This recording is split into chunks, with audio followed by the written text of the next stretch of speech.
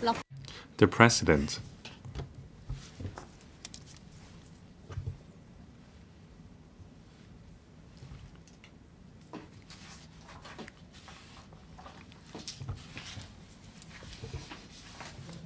Questions. Question 1, Mr. Tang Fei. Mr. President, the Chief Executive indicated in the 2022 policy address that the government, through collaboration among the government, business sector, and the community, launched the Strive and Rise program in September 2022. The government implements the program for Secondary 1 to Secondary 3 students from underprivileged families, particularly those living in subdivided units, to enable them to broaden their horizons, reinforce their self-confidence, and develop a positive outlook on life. In this connection, will the government inform this Council, 1, of the current progress of various tasks under the program. 2. As it is stated in the annex, indicators for specified tasks to the 2022 policy address that no less than 70% of the students who complete the program lasting for 1 year are to achieve improvements in terms of enhancing personal development and positive thinking, and the program has been implemented for more than half a year to date. Whether the government has assessed the status of achieving the indicator of the program. And 3, as a survey has been reported as pointing out that some students participating in the program had no contact with their mentors in the past 3 months and described their relationships with their mentors as distant. And at the end of February this year, a total of 21 students and 16 mentors withdrew from the program. Whether the government will enhance the arrangements for the remaining period of the program, for example, assisting the students who have withdrawn and introducing a replacements list, if so, of the details, if not, the reasons for that. Secretary for Labour and Welfare. President, the Chief Executive announced in the 2022 policy address the new strategy of targeted poverty alleviation by directing resources to those most in need and restructuring the Commission on Poverty to study and identify other target groups for poverty alleviation. The first initiative that adopts the strategy of targeted poverty alleviation is the Strive and Rise program, which focuses on lifting junior secondary school students from underprivileged families, particularly those living in SDUs, out of intergenerational poverty through tripartite collaboration. Now, my reply to Mr. Tang Fei's question is as follows. 1. The first round of the program was officially launched on the 29th of October last year. The program has admitted 2,800 eligible mentees, 40% more than the recruitment target of 2,000 mentees. The program has received overwhelming support from about 120 enterprises and organizations. Not only were sufficient eligible mentors recruited, sponsorship of some $140 million was raised. Some 800 sessions of group activities have also been made available for enrollment by mentees. As at the end of April 2023, basic training on life planning, capacity building, and financial planning for mentees have been completed under the program.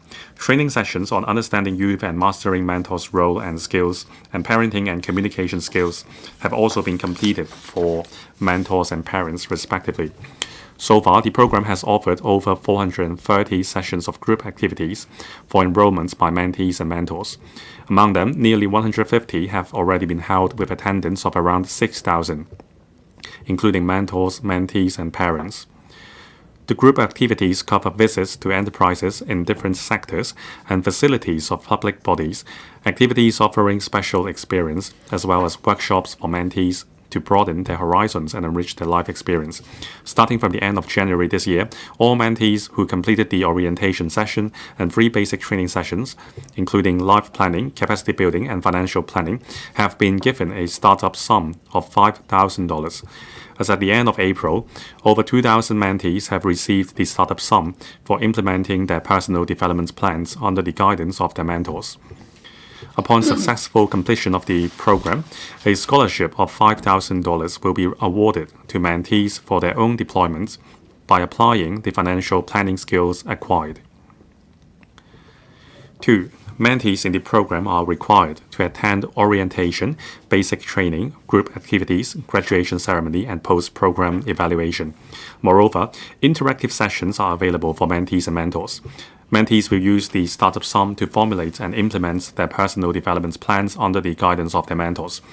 KPI was set for the program, that is, no less than 70% of mentees who completed the program to achieve improvements in terms of personal development and positive thinking. In this connection, the Social Welfare Department has commissioned a research team from the Hong Kong Polytechnic University to evaluate the program.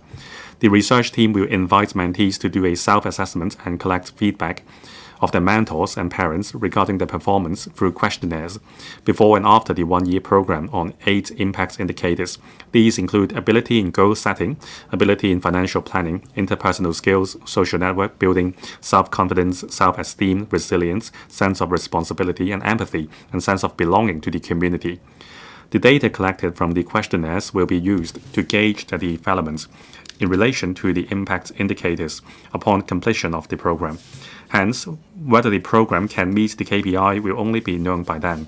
The government will evaluate the effectiveness of the first round of the program and consider enhancement measures such as increasing mentee quotas and expanding the target group and launch the second round of the program. 3.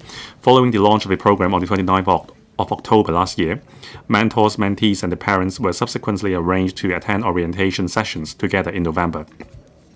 Training sessions on understanding youth and mastering mentors' role and skills and parenting and communication skills have been organized for mentors and parents. In December, mentees began participating in a variety of basic training and group activities. Mentor-mentee interactive sessions, including mentors accompanying mentees to basic training and group activities, have also taken place progressively. District organizers will maintain close liaison with mentors and mentees during the course of the program to collect the views on the program and offer assistance. As at the end of February this year, 16 mentors, that is 0.57% of the program, have withdrawn from the program, and the mentees concerned have been rematched with new mentors. 21 mentees, that is 0.75% of the total number, have withdrawn from the program, and no substitution was needed as the program has already admitted all eligible mentees. Thank you, President. Mr. Tang Fei. Secretary, in terms of training for mentors, this is a very important aspect. The intent of the program is good, that is to have successful people from different trades to become mentors to provide guidance for junior secondary students living in SDUs. This is extremely meaningful.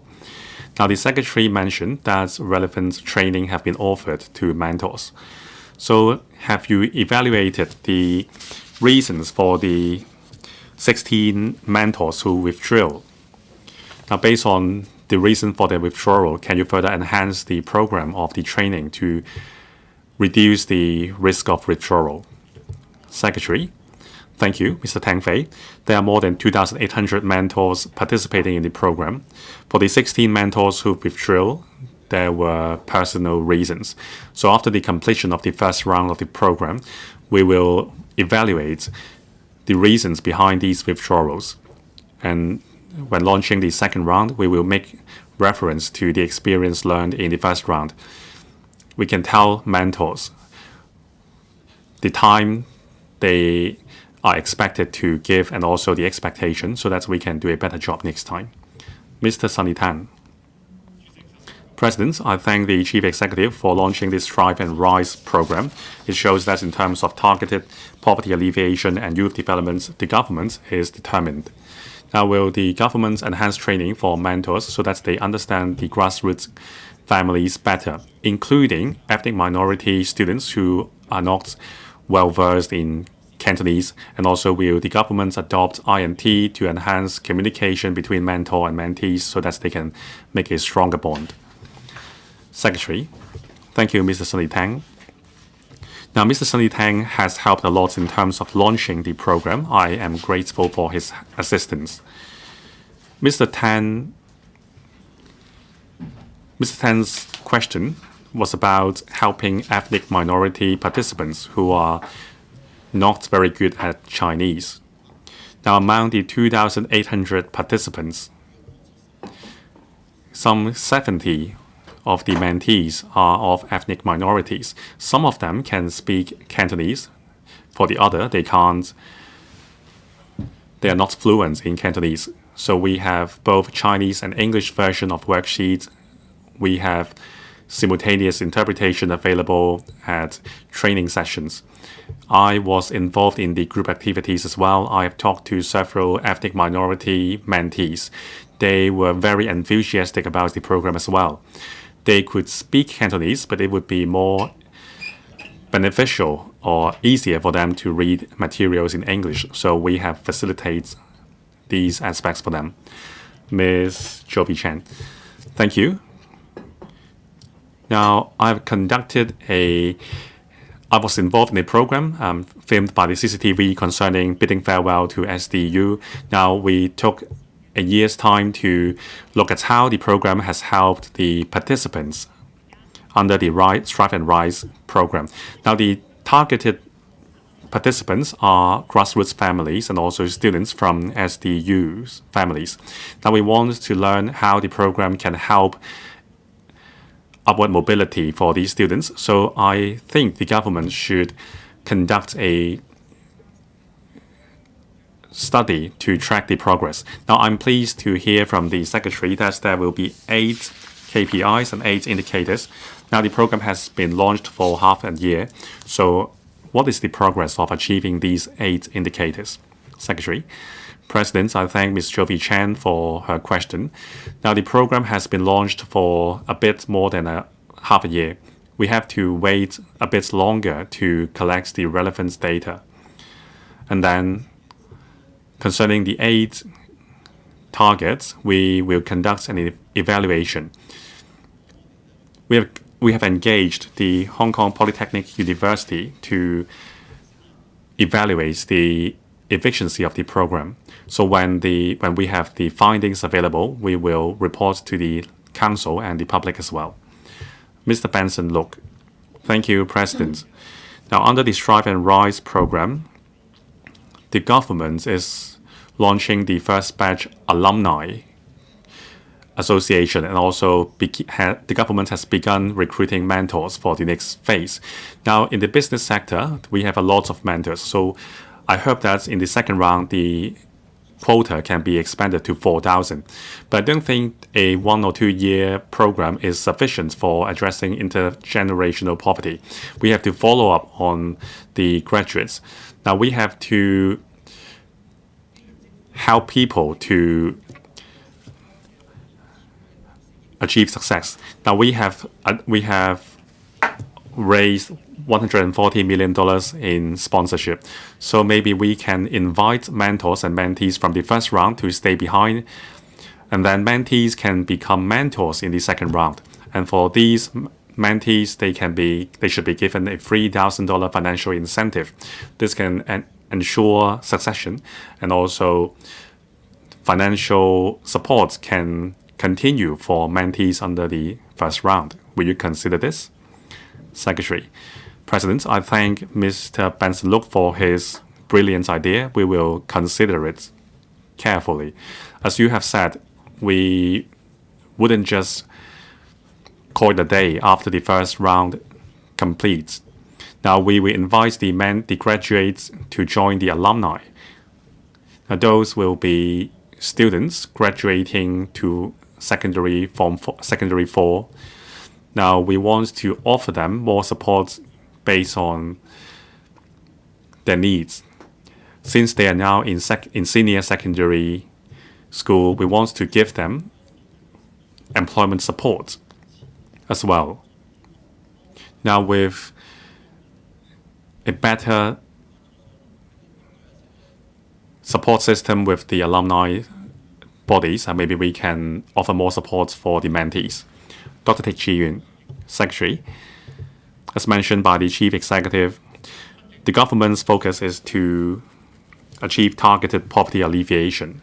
Now, in 1 year's time, after the government has come into office, I've only seen one such program, that is the Strive and Rise program on poverty alleviation. Of course, I hope it will be a success, but we are only talking about some 2,000 teenagers. Now, we have 1 million population living in poverty in Hong Kong, and there is still a very long way to go. So, Secretary, what about the long-term poverty alleviation targets? Will there be specific measures and KPIs? Secretary. Thank you, Dr. Teck. The Strive and Rise program is one of the programs under our poverty alleviation efforts. As mentioned in my previous report, this program will help 3 major groups, that is SDU families, single parents families, and also single elderly household. Now, we are talking about some 200,000 SDU families and also another 300,000 people in poverty and also 500,000 single elderly household. So we want to launch community hall programs for SDU families. For single parents families, we will offer after-school care for the children so that the single parents can work. And also we will care for the single elderly household as well. Mr. Frank Yang, President, I declare interest. I am also a mentor under the program. Now, when the second round is launched, will the government consider further expanding the eligibility for mentees? Now, how will that dovetail with the targeted poverty alleviation target? Secretary, President, I thank Mr. Dr. Frankie Ang for being a mentee himself. Now, as I've mentioned in the main reply, in the next phase, we will expand the quota to cover more students meeting the requirements. We will announce the details in due course. Ms. Eunice Yung, President, I think this Strive and Rise program is a very diverse program. It allows the students to think about the future from many perspectives. Now, the Secretary mentioned community halls. Now, it seems that under the program, we don't have a place where mentors and mentees can meet together. So will there be such a place in the concept of a community hall so that mentors and mentees can interact among themselves? Secretary, President, I thank Ms. Eunice Yung for her idea. Now, children living in subdivided flats have very limited space at home. So by giving them a place to stay in the community, it would be a kind of benefits for them as well. So we have the idea called the community hall. It should be a place very near the home. Children can go to these community halls to study or even have meals, and they will be safe there. So this aligns with our principle of neighborhood childcare. So we will take on board Mrs. Eunice Yung's suggestion to create more community halls. Dr. Junius Ho. Thank you, President. Now, my take on the Strive and Rise program is positive. I support it. I have a suggestion for the Secretary, though. We have a lot of similar programs. Say, for example, life planning program. Funding has been given to the Education Bureau. Now, for each school, we have 1.5 social workers. And also, under the improved electoral system, we have the district care and services teams. So these are all tripartite collaboration between government, NGOs, and the business sector with a bid to help people. Now, in terms of KPIs, you have set a KPI that 70% of the students would be benefited. So there would be an evaluation. But what about the existing programs with funding allocated? Can you consolidate them better so that they can be more efficient? Secretary. President, I thank Dr. Junius Ho for his absolutely brilliant idea. Now, he mentioned about district care teams. In formulating strategies for targeted poverty alleviation, we have been thinking how we can achieve synergy with care teams. Say, for example, one of our targeted group is single elderly people. Now, district care teams can be very useful in helping them. They are rooted in the community. So riding on this existing platform with resources, we can give more care to single elderly household. Thank you. Mr. Xu Guoquan. Thank you, President. Now, the Strive and Rise program's evaluation indicator is to enhance mentees' positive thinking. Now, there is doubt whether mentors themselves are people with positive thinking. Now, in training mentors, will you include more elements in promoting positive thinking? Now, when selecting mentors, maybe there should be a selection mechanism.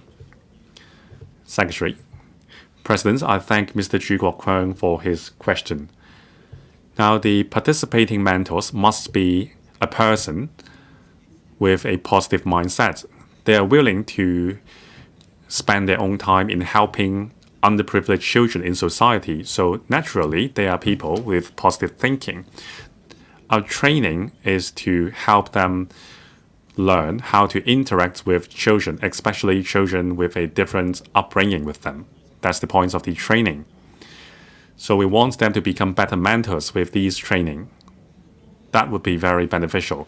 Now, the mentors, I know, they have very good relationships with the mentees. Now, maybe it can be the other way around. In their interaction, mentees can help the mentors become positive as well.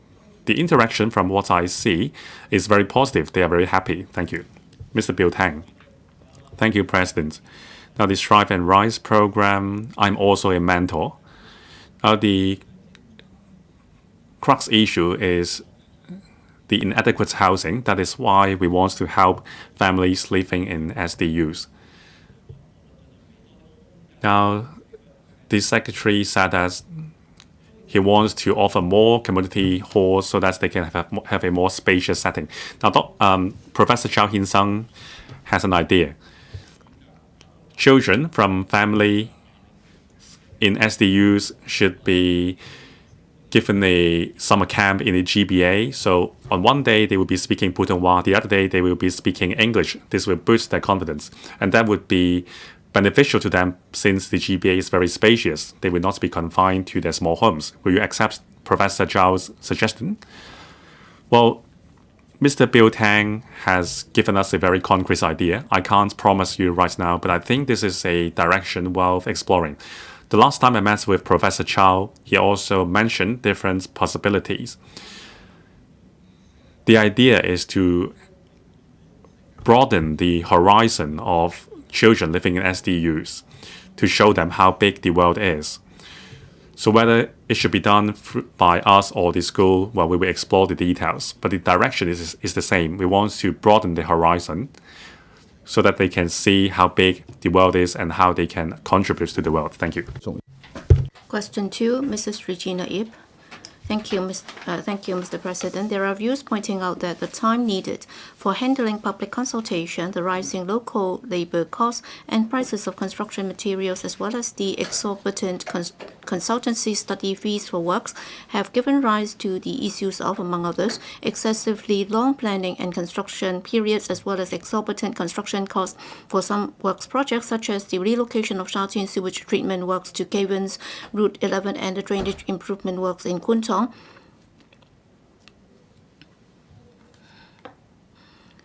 In this connection, will the government inform this council, 1.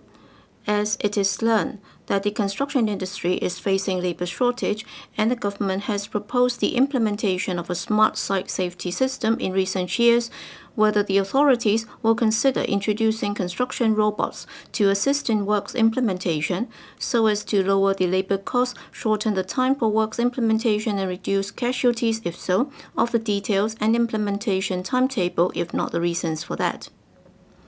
2. As it is learned that consultancy firms will be engaged to conduct studies on design and construction for major works projects currently led by the government, but such consultancy firms charge exorbitant fees and a longer time is needed for the studies, whereas a large number of qualified engineers within the government's works departments are competent for the relevant work.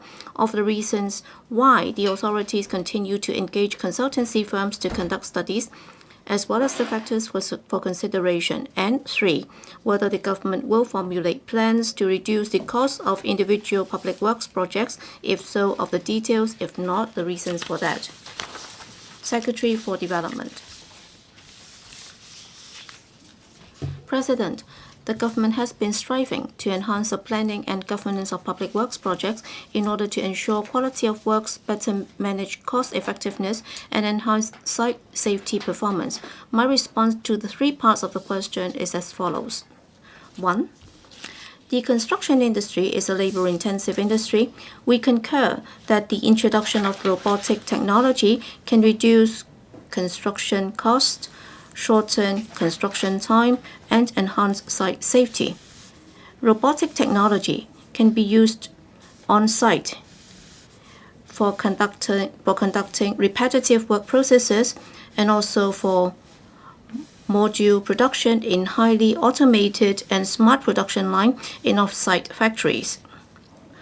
We are actively promoting the adoption of high productivity construction such as MIC, modular integrated construction, and multi-trade integrated mechanical, electrical, and plumbing, that is MIMEP, etc., for which robotic technology is adopted in the factory to achieve better cost effectiveness.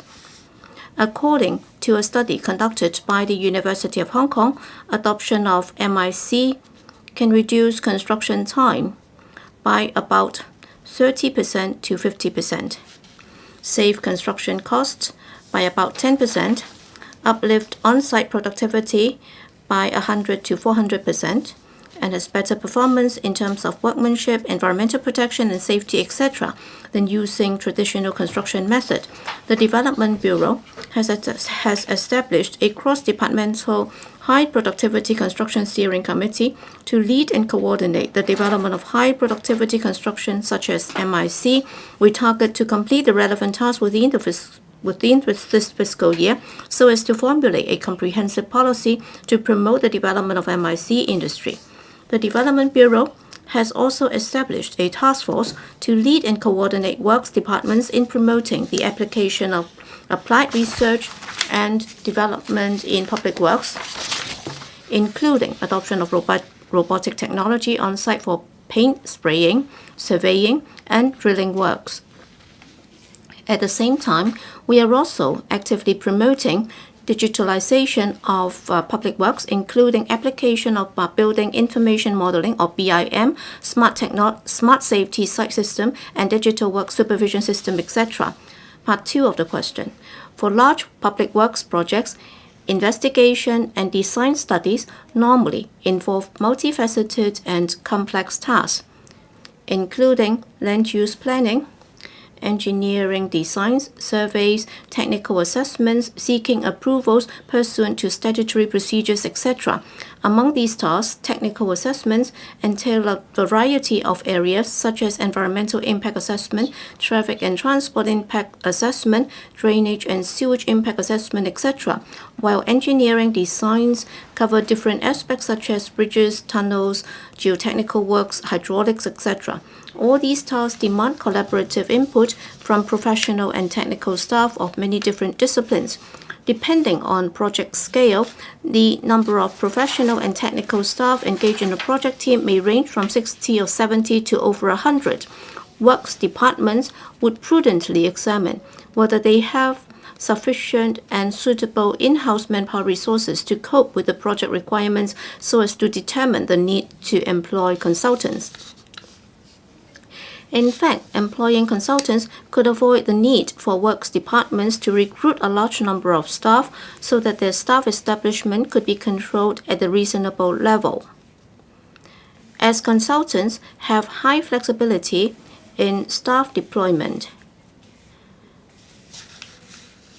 they could readily mobilize requisite professional and technical staff to meet the project needs and even engage experts to help resolve complicated technical problems, thereby enhancing the work efficiency. During consultant selection exercises, works departments would thoroughly evaluate the tenders to ensure that the consultants' fees are reasonable and cost-effective, and sufficient manpower resources will be deployed to undertake the related work. Based on our analysis, consultancy fees for investigation and design studies of large public works projects generally account for 2 to 3% of the overall project costs. Well-conducted consultancy studies are conducive to the smooth implementation of public works projects. Part 3 of the question. In order to achieve cost saving of public works projects more effectively, the Development Bureau established the Project Cost Management Office, or PCMO, in June 2016 and upgraded it to the Project Strategy and Governance Office, PSGO, in April 2019.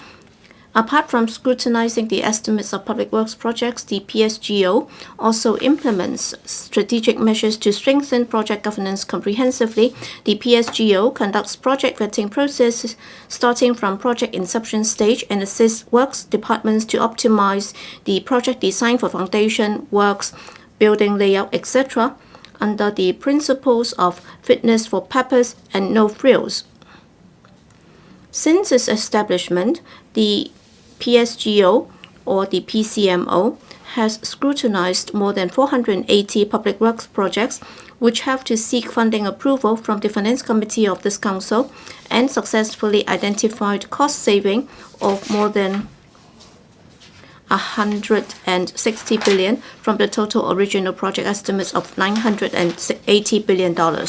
In addition, the PSGO formulates strategic measures to uplift project governance capabilities of policy bureaus and departments by issuing guidelines to promote wider adoption of high productivity construction, digitalization, innovative materials and construction technologies, as well as to strengthen training and collaboration with industry stakeholders.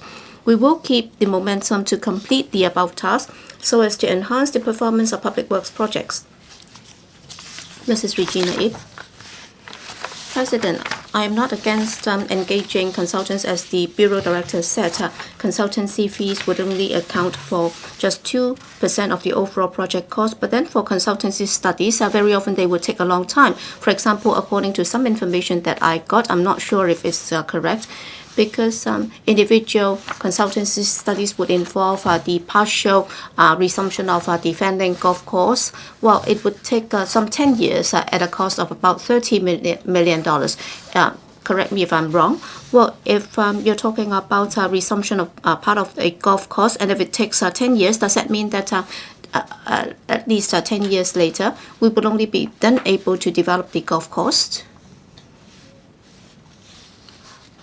Yes, for a development project, very often they would have advanced cost estimates, which would be very crude, and then as the project progresses, they would deepen the cost estimate, as Mrs. Regina Yip pointed out. For the golf course, in fact, before 2018, we already had some initial estimates, and according to the initial estimates, if the development density was not that high, that would be okay. But then we then had a very extensive study on the land resources for development, and then by 2019 we got a feedback that is we should make better use of the land so that the development density should be heightened. And then according to the instruction that we gave to the consultancy study, that would change, because they would also have to consider the development intensity, and also they would also have to deepen the EIA and so on. And therefore, by last year, we finally had this land use proposal, which was submitted to the Town Planning Board. Overall speaking, from the time of inception of a project to the time when we had a proposal for land use, very often we're talking about different stages of assessment. In the early stages, it might be a bit crude. Yes, Mr. Andrew Lam. Thank you, Mr. President. Whether it's about engaging consultancy firms or for the government to conduct its own studies and so on, in the end, my personal experience is that a lot of time, and of course our time means money, would be spent on a lot of back and forth correspondence or passing of the buck and so on, or questions and answers between the stakeholders and so on. So this kind of situation is not just something that would happen in development-related projects. So I'd like to put this to the administration, that is looking at the situation. Are we also reviewing how we can more efficiently and effectively deal with such a culture? whether there should be a cultural change so that the decision making would not be procedure-based, but rather result-based, so that we can reduce whether it's about government staff or outsourcing of work or professional work, or in terms of documentation and so on, so that we can streamline the whole process with regard to studies. Well, that would not just save costs, that would also result in better results and efficiency. Thank you. President, well, in expediting our studies and also pressing ahead with our projects during the past few years, the Development Bureau and our works departments have put in a lot of efforts in doing so. I hope that members can also see that in certain parts we have already expedited the process, and we have also adopted a target-oriented approach in determining our workflow. To give you an example, well, in terms of our land use study, that is about the Suntin Technical City or Technology City, back in 2019, we started to come up with a planning and also a project study. And then when we came to this council, we set ourselves this target. That is, we hope that by 2025, we should start the site formation. In other words, we started the planning and also the project study in 2019, and then we will start the site formation in 2025. But then I was very clear that members did not accept it because 6 years was a bit too long, and they asked us to compress it further. And therefore, subsequently, we set ourselves this target. That is, we started the study in 2019, and then in 2024, we would have to start the site formation. Once we set that target, we managed to compress a lot of the work procedures and also a lot of back and forth that would result in decisions being taken. That's the reason why we managed to come to this the development panel of this council very early, and then we managed to complete this more aggressive target. That is, we managed to start site formation in 2024. Yes, any point of order, Mrs. Regina Ip? Well, I'd like to declare interest. I'm a member of the Hong Kong Golf Club. Yes, Mr. Duncan Chiu. Well, to make use of technology in expediting projects, of course, that would save time. And in many industries, including the construction industry, I think it's one of the slowest in adopting modern-day technology. Yes, you talk about robotic technology and also in drilling works and so on. You've been testing with that, and also the Construction Industry Council has also been helping us, and therefore we have managed to catch up in many areas. But then, according to some stakeholders, they've also reported to me that in applying new technology, do we have a clear list of what should be used, which have been approved, and so on. So when they try to test with new robots, for example, the workflow and also declaration and so on would still be very time consuming. And therefore, can you further encourage the trade to apply innovation technology? We should also review that on a regular basis as to what kind of robots can be used, what can be introduced into Hong Kong more expeditiously. So can you do that? Secretary, well, in promoting the use of IT in the construction sector, well, our overall direction or approach is that we would first study and then test run it, and then we would issue guidelines, and then we would also come up with certain requirements. You can say that requirements would be mandatory. Well, to give you an example as to how we go about it, for example, we've been advocating the use of smart and safe site. So we would be encouraging people to use smart technology in order to improve safety. So we have also test run that in our site, and now we are asking all public works projects to definitely use that. And then for private construction sites, we would encourage them to use that, and then eventually at the CIC, it should also give more funding support in order to encourage the application. And then for procurement and also information collection, they would also have to give us a list so that the construction sector can consider which system should be adopted. So we have been adopting a multi-pronged approach by test running and also issuing guidelines and then mandating such application.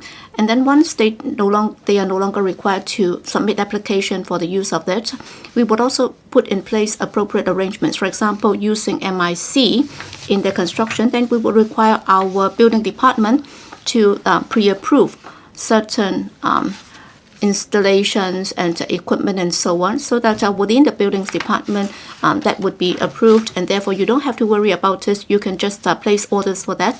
The reason why we have to set up this steering committee, so that there would also be policy support for that, because in promoting the use of such technology in terms of quality assurance in storage and also in customs clearance and so on, we also need to put in place facilitation measures, and therefore in promoting and deepening the application of technology, the policy implication would be farther and wider, and therefore we will have to have comprehensive policy to put in place to encourage that. That's the approach.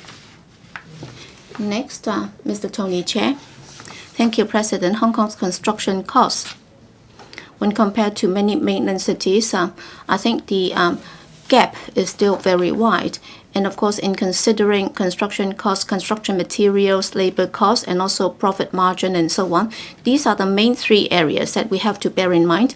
And of course, for construction materials, I think the price difference would not be that big. So what's left is labor costs. And in terms of wages, Hong Kong has been notorious for being very high, and then construction costs and also the manpower that would be needed would also leave a lot to be desired. And in your reply, Bureau Director, you said that in terms of the time required, you talk about enhancing statutory procedures and also the vetting procedures and so on in order to compress the time that would be required. But Bureau Director, have you taken a look into this? Very often, in terms of those people actually implementing a project, and also for those responsible for supervising the works themselves, in terms of the ratio between the two, you'd find out that very often 1 or 2 people would be working on the site, and then there would be 4 or 5 people monitoring or supervising their work. So will you review the situation, whether or not the supervisory staff might be duplicating, and as a result, there would be fewer people working on the site, and therefore there is a big room for you to cut costs in that area. Bureau Director, anything that could help rationalize the distribution or deployment of staff on the construction site and also reduce costs would be something that would be prepared and should be reviewing. And as to the issue raised by Mr. Tony Chair, allow me to go back so that I can identify some cases, and then I'd look into the situation to see what can be done about it. Overall speaking, the construction sector is faced with this manpower shortage problem. There is a very tight supply of manpower, and therefore we will have to make the best use of the existing manpower by doing the best deployment. So that's something that I'll take up later. Next, Dr. Chow Man Kong. Well, the Development Bureau has set up this Project Cost Management Office to review the project estimates, and on average, they've been able to save about 15% of the project cost, but then you're still monitoring yourself, and therefore, will the administration consider setting up an external vetting mechanism so that third parties can be invited to help streamline the procedures in order to help save cost and time, and that would also allay public concern about public works projects have been seeing an escalation of cost and so on. Bureau Director, our PSGO was set up under the Development Bureau initially, but then it doesn't mean that we are looking into our own projects, and therefore we are scrutinizing our own people and project, because in any major organization they would also have internal audit departments, and I think that that office is also playing the same role, and it's also not a project being engaged by the Development Bureau itself, because we have different works departments being the proponent or advocate of a particular project.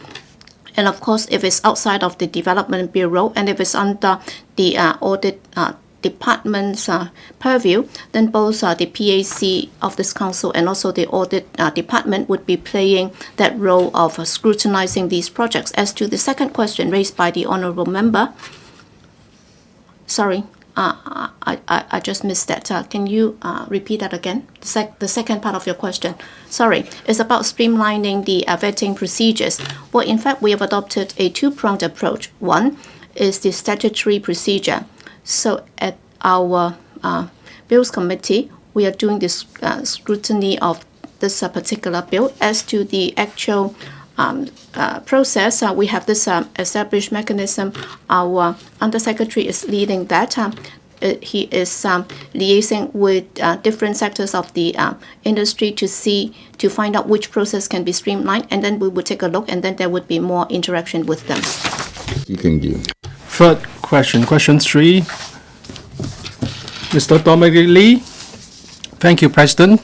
It is learned that Guangdong Provincial Government is committed to implementing the immigration arrangement of Joint Boundary Control System, i.e. the collaborative inspection and joint clearance mode to promote exchanges among Guangdong, Hong Kong and Macau. On the other hand, the immigration arrangement of either the separate location arrangement or co-location arrangement is still adopted for various boundary control points, BCPs, in Hong Kong at present. In this connection, would the government inform this Council, 1, whether it has already communicated with the Guangdong Provincial Government on adopting the immigration arrangement of joint boundary control system at BCPs in Hong Kong, 2, whether it has already planned to implement the immigration arrangement of joint boundary control system at existing and future BCPs in Hong Kong and assess the advantages and challenges of introducing such an immigration arrangement, and 3, whether it has already planned to implement the immigration arrangement of co-location arrangement or even the joint boundary control system at Hong Kong International Airport and ally with the airports on the mainland to introduce additional routes so as to promote exchanges between Hong Kong and the mainland. If so, of the details, if not, the reasons for that. Secretary for Security. With the full resumption of normal travel between the mainland and Hong Kong, the number of visitors and traffic flow between the two places increased, and the demand for boundary control points service is also on the increase. The government of Hong Kong, SAR government, would continue to strive to enhance the clearance capacity at BCPs and adopt innovative technology to provide more convenient, efficient, and hygienic immigration services for visitors. For example, the Immigration Department launched the contactless self-service immigration clearance service starting from December last year to allow enrolled Hong Kong residents to undergo self-service immigration clearance using an encrypted QR code generated by the smartphones or facial recognition technology without the need to present the identity cards or touch the fingerprint scanners, thereby reducing the time required for the whole immigration clearance process to around 7 seconds. In response to members' first and second questions, our consolidated reply is as follows. 1 and 2, collaborative inspection and joint clearance is a new clearance mode, and its concept is similar to the joint boundary control system proposed by the community. Under such a clearance mode, automatic channels or counters for both outbound and inbound visitors will be set up side by side at the boundary inside a port, such that visitors only need to queue up and have their documents inspected once to pass through the immigration facilities of both sides and complete the respective immigration procedures. At present, the governments of Shenzhen and Hong Kong are pressing ahead with the redevelopment of Huanggang Port in full steam. To enhance the handling capacity of the port, the governments of both sides have agreed to adopt a co-location arrangement at the new Huanggang Port and are actively exploring the implementation of a user-friendly clearance mode, collaborative inspection and joint clearance, which will greatly improve the entire clearance experience and efficiency by avoiding visitors the inconvenience of having to travel with their luggage between two port buildings for immigration clearance. Besides, the Hong Kong SAR government will explore using the same approach of adopting co-location arrangement and collaborative inspection and joint clearance mode in planning the redevelopment of the Shanghai Port and new BCPs in future to facilitate the passengers' clearance and enhance clearance efficiency. The Immigration Department has extensive experience in handling passenger clearance and is actively using innovative technology to provide more efficient and high-quality immigration clearance services. The Hong Kong SAR government is fully confident on it to ensure that the public is well informed and be familiarized with the efficiency brought by the new clearance mode. The SAR government would continue to explain clearly the new service before its launch, such that the public will fully understand the procedures as well as the benefits and better experience brought by the new mode. As for the third part of the question, while there is already a precedent of implementing co-location arrangement at a land boundary crossing between Hong Kong SAR and the mainland, and the governments of Hong Kong and Shenzhen are actively exploring the implementation of a user-friendly clearance mode of collaborative inspection and joint clearance at the new Huanggang Port, adopting such arrangements in the Hong Kong International Airport would involve different legal and implementation issues and overall benefits, taking into account its mode of passenger transport and its status as an international aviation hub connecting different destinations. As such, this has to be carefully considered. At the same time, we've all along been working with the Airport Authority of Hong Kong in dedicating our resources to rolling out various value-added measures. For example, we strive to enhance intermodal transport connection between Hong Kong IA and other cities in the Guangdong, Hong Kong, Macau, Greater Bay Area, GBA. Apart from setting up city terminals in strategic locations in the GBA to provide transport links to Hong Kong and passenger check-in service, the TMHK also provides sea air intermodal passenger transport service, which allows passengers going in and from 10 ports in the GBA using Sky Pier to transfer at Hong Kong IA without the need to go through Hong Kong's immigration procedures, making their travel fast and easy. Such service will be extended to the Sky Pier terminal, which is under development, thereby allowing passengers from Macau and Guangdong traveling to Hong Kong IA through the Hong Kong-Zhuhai-Macau Bridge to enjoy the aforesaid seamless transfer service as well.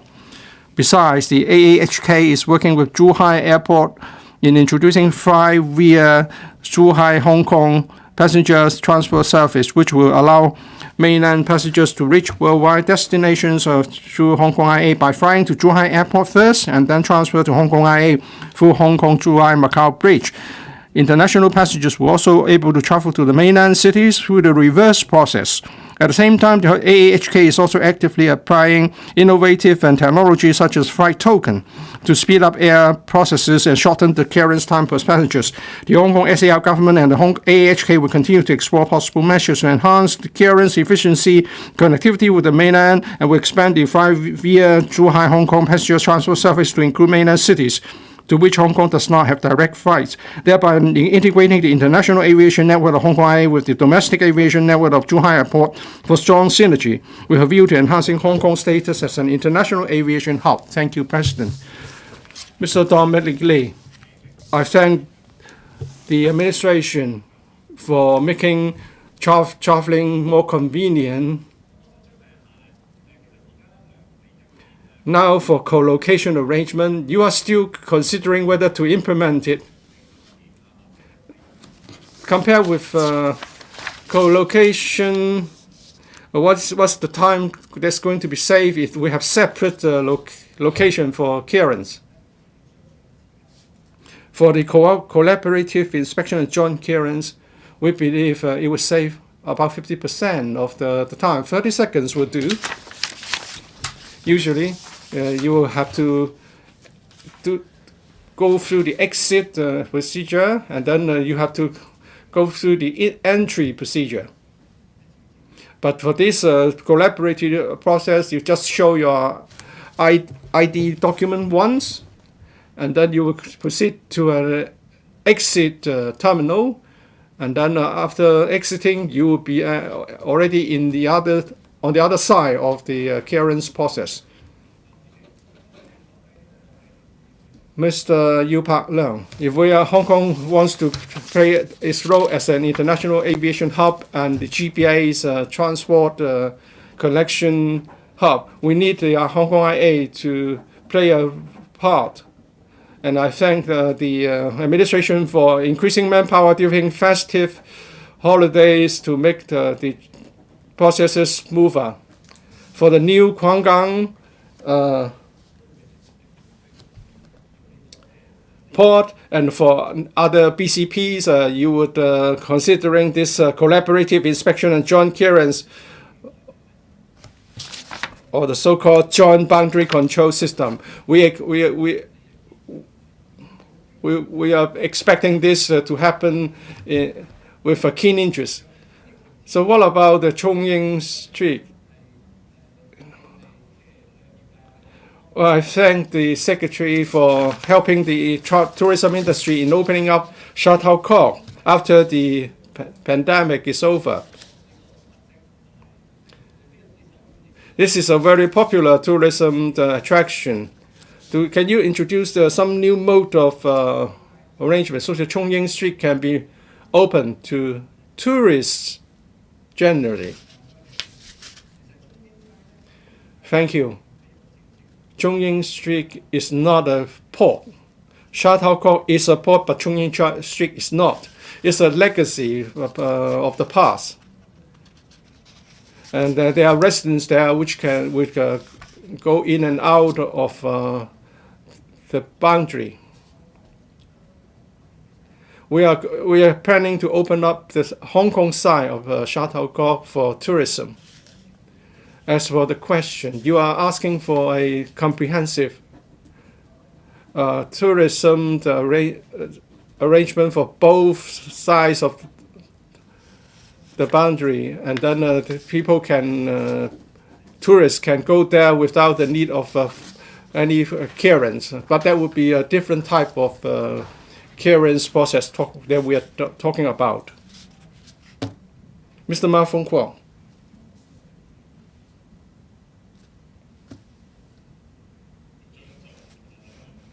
Mr. Ma, please keep the mic to your lapel. With regard to the land BCPs and airport, you have given us a very detailed introduction.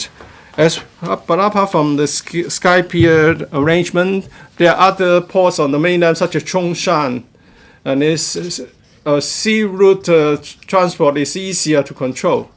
And with the resumption of the normal travel, there will be more passengers coming to Hong Kong through such sea routes. Would you consider co-location arrangement and or joint boundary control system for such passengers? Well, we would like to have the clearance checkpoints co-located.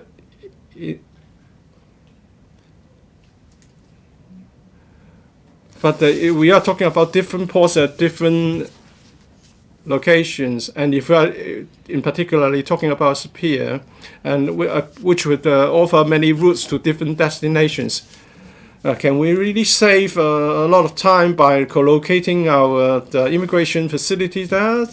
Well, that's a different consideration from land BCPs. Mr. Yim Kong. A joint boundary control system can improve efficiency and promote exchanges between the two sides. The Secretary has said that many factors will be considered, and then there's also the need to introduce innovative technology to facilitate traveling. Perhaps we can choose a port using face recognition technology to try out this joint boundary control system concept. In the Hong Kong port, new Hong Kong port, which is being redeveloped, we would consider doing this. We are looking into the technical details. In the future, Sha Tao Kok port will also be redeveloped, and we would adopt the same approach. The member has proposed a new technology, but we're talking about a different thing. By actually using a joint deck boundary control system mode would involve the use of new technology. For example, instead of a contactless, instead of a scanner technology, we use a contactless assisted by a QR code, and there will be a contactless clearance service. So in the future, we will consider joint boundary control system as long as the technology allows this to be done. Mr. Dennis Leung, in the main reply, it is said that the new Hong Kong port, you may consider introducing the joint boundary control system. But this is going to happen. The new Hong Kong port will be commissioned at the end of this year. Can the administration inform us that if we are to introduce this joint boundary control system, do you have to take into account some security or other security issues that you need to address before you introduce this, and this may not be possible at the end of this year. Well, for this system to work, we have to set aside a specific area for both facilities on both sides to be located. We need to make sure that this is in a secured area. In the past, for co-location arrangement, passengers will have to pass a bridge to the other side. For existing ports, if we are to convert this to accommodate a joint boundary control system, it may be difficult. But for redeveloped BCPs, it may be more important. It may be easier to do so. It will be difficult for existing the BCPs. Mr.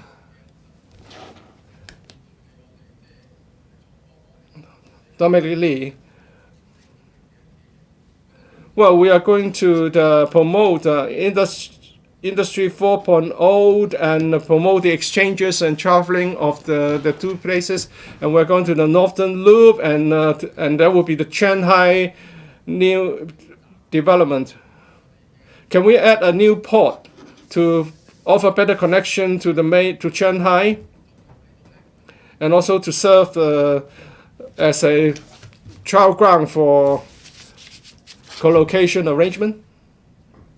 For the Northern Metropolis program, we are still working on where to locate the BCPs and the piers, and what arrangements are to be provided for the pier services as well. We're still working on this, but that will be one of these. The joint boundary control system will certainly be considered in that context. Well, the motherland encouraged Hong Kong to be integrated in the National Development Plan, and now the traveling has resumed. The BCPs are now back to normal. I went to Shenzhen Bay, the BCP, the other day. There was a long queue. And then later on, I would fly to other mainland cities. Well, the flight would take 2 to 3 hours, but the whole process, the whole traveling time will be for a full day because there's no direct flight. So can we have co-location arrangement for all the mainland destination? Because we need to make sure that the connection is efficient between Hong Kong and mainland cities. This is very important for the development of Hong Kong. We understand that joint boundary control system does have its merits. So for newly developed port, this will be considered. As for existing BCPs, because the design is such that this may be difficult.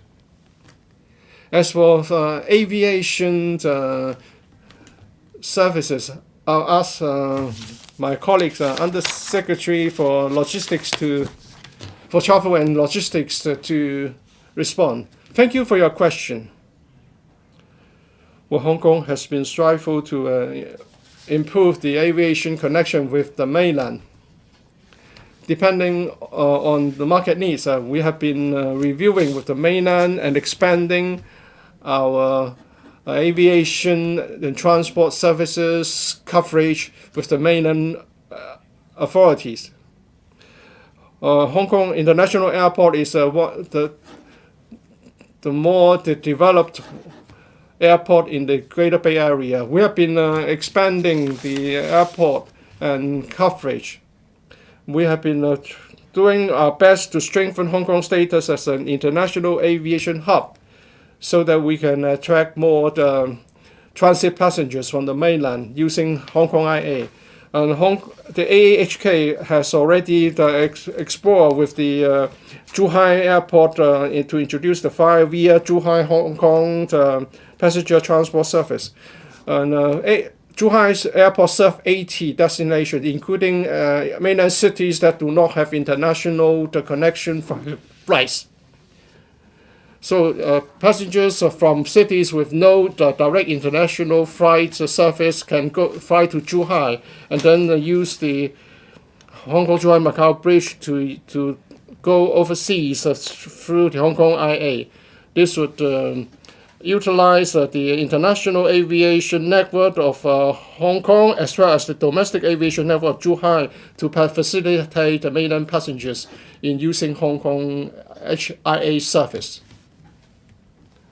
Mr. Lai Tongguang, well, I'm glad to learn from the Secretary that we are now trying to catch up so that we can have the collaborative inspection of joint clearance, which is already implemented in Zhuhai and Hengqin. I would like to ask whether this would only apply to those Hong Kong residents with home visit permits, or would it be extended to cover passengers with other travel documents so that they can enjoy a quicker and more efficient clearance service when they go to the mainland? Apart from Hong Kong residents and mainland residents, this new system will also cover Macau residents. For other passengers, tourists, the situation is more complicated.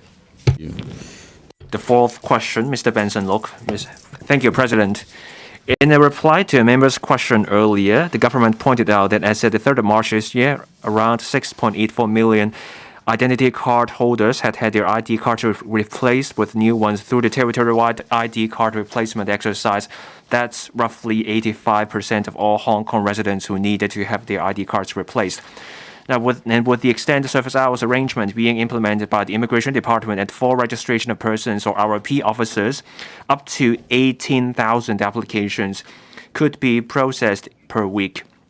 There are views that given the 1.2 million or so ID card holders who have not had their ID cards replaced, the department needs at around 67 weeks, that's 1 year and 4 months at the earliest, to replace all the ID cards. In this connection, will the government inform its council first of the extra expenditure involved in arranging the extended service hours at the 4 ROP offices, and second, that given the keen public demand for the replacement service, the available booking period of the ROP services system has been extended to 96 working days. Whether the department will consider launching further measures to cope with the service demand, including longer service hours and full week services at ROP services, as well as more workers at ROP offices. If so, of the additional manpower and expenditure involved, as estimated by the authorities, and the relevant timetable, including the earliest time for launching the services and measures, if not, reasons for that. Secretary for Security. President, the Immigration Department launched the territory-wide identity card replacement exercise on the 27th of December 2018 and set up 9 smart identity card replacement centers to provide the card replacement services. All these centers stopped running on the 4th of March this year. During this period, roughly 6.84 million ID card holders had received their new ID cards through the exercise. That's about 85% of the Hong Kong residents with such needs. Together with the new arrivals, young people who have yet to apply for adult cards upon turning 18, children who need to apply for juvenile ID cards upon turning 11, those whose ID cards have been lost, destroyed, damaged, or defaced, and those who need to amend their particulars on the ID cards, and holders of non-smart ID cards, the department has issued more than 8 million new smart ID cards. Now, under the exercise, the 9 centers stopped running on the 4th of March this year. Since then, eligible members of the public who have yet to apply for ID card replacement have to go to the registration of persons or ROP offices. There are Hong Kong residents outside Hong Kong, such as those turning 11 or 18 during COVID. Over the past few years, they were unable to come back to have their ID cards replaced. Upon the resumption of normal travel, they came back.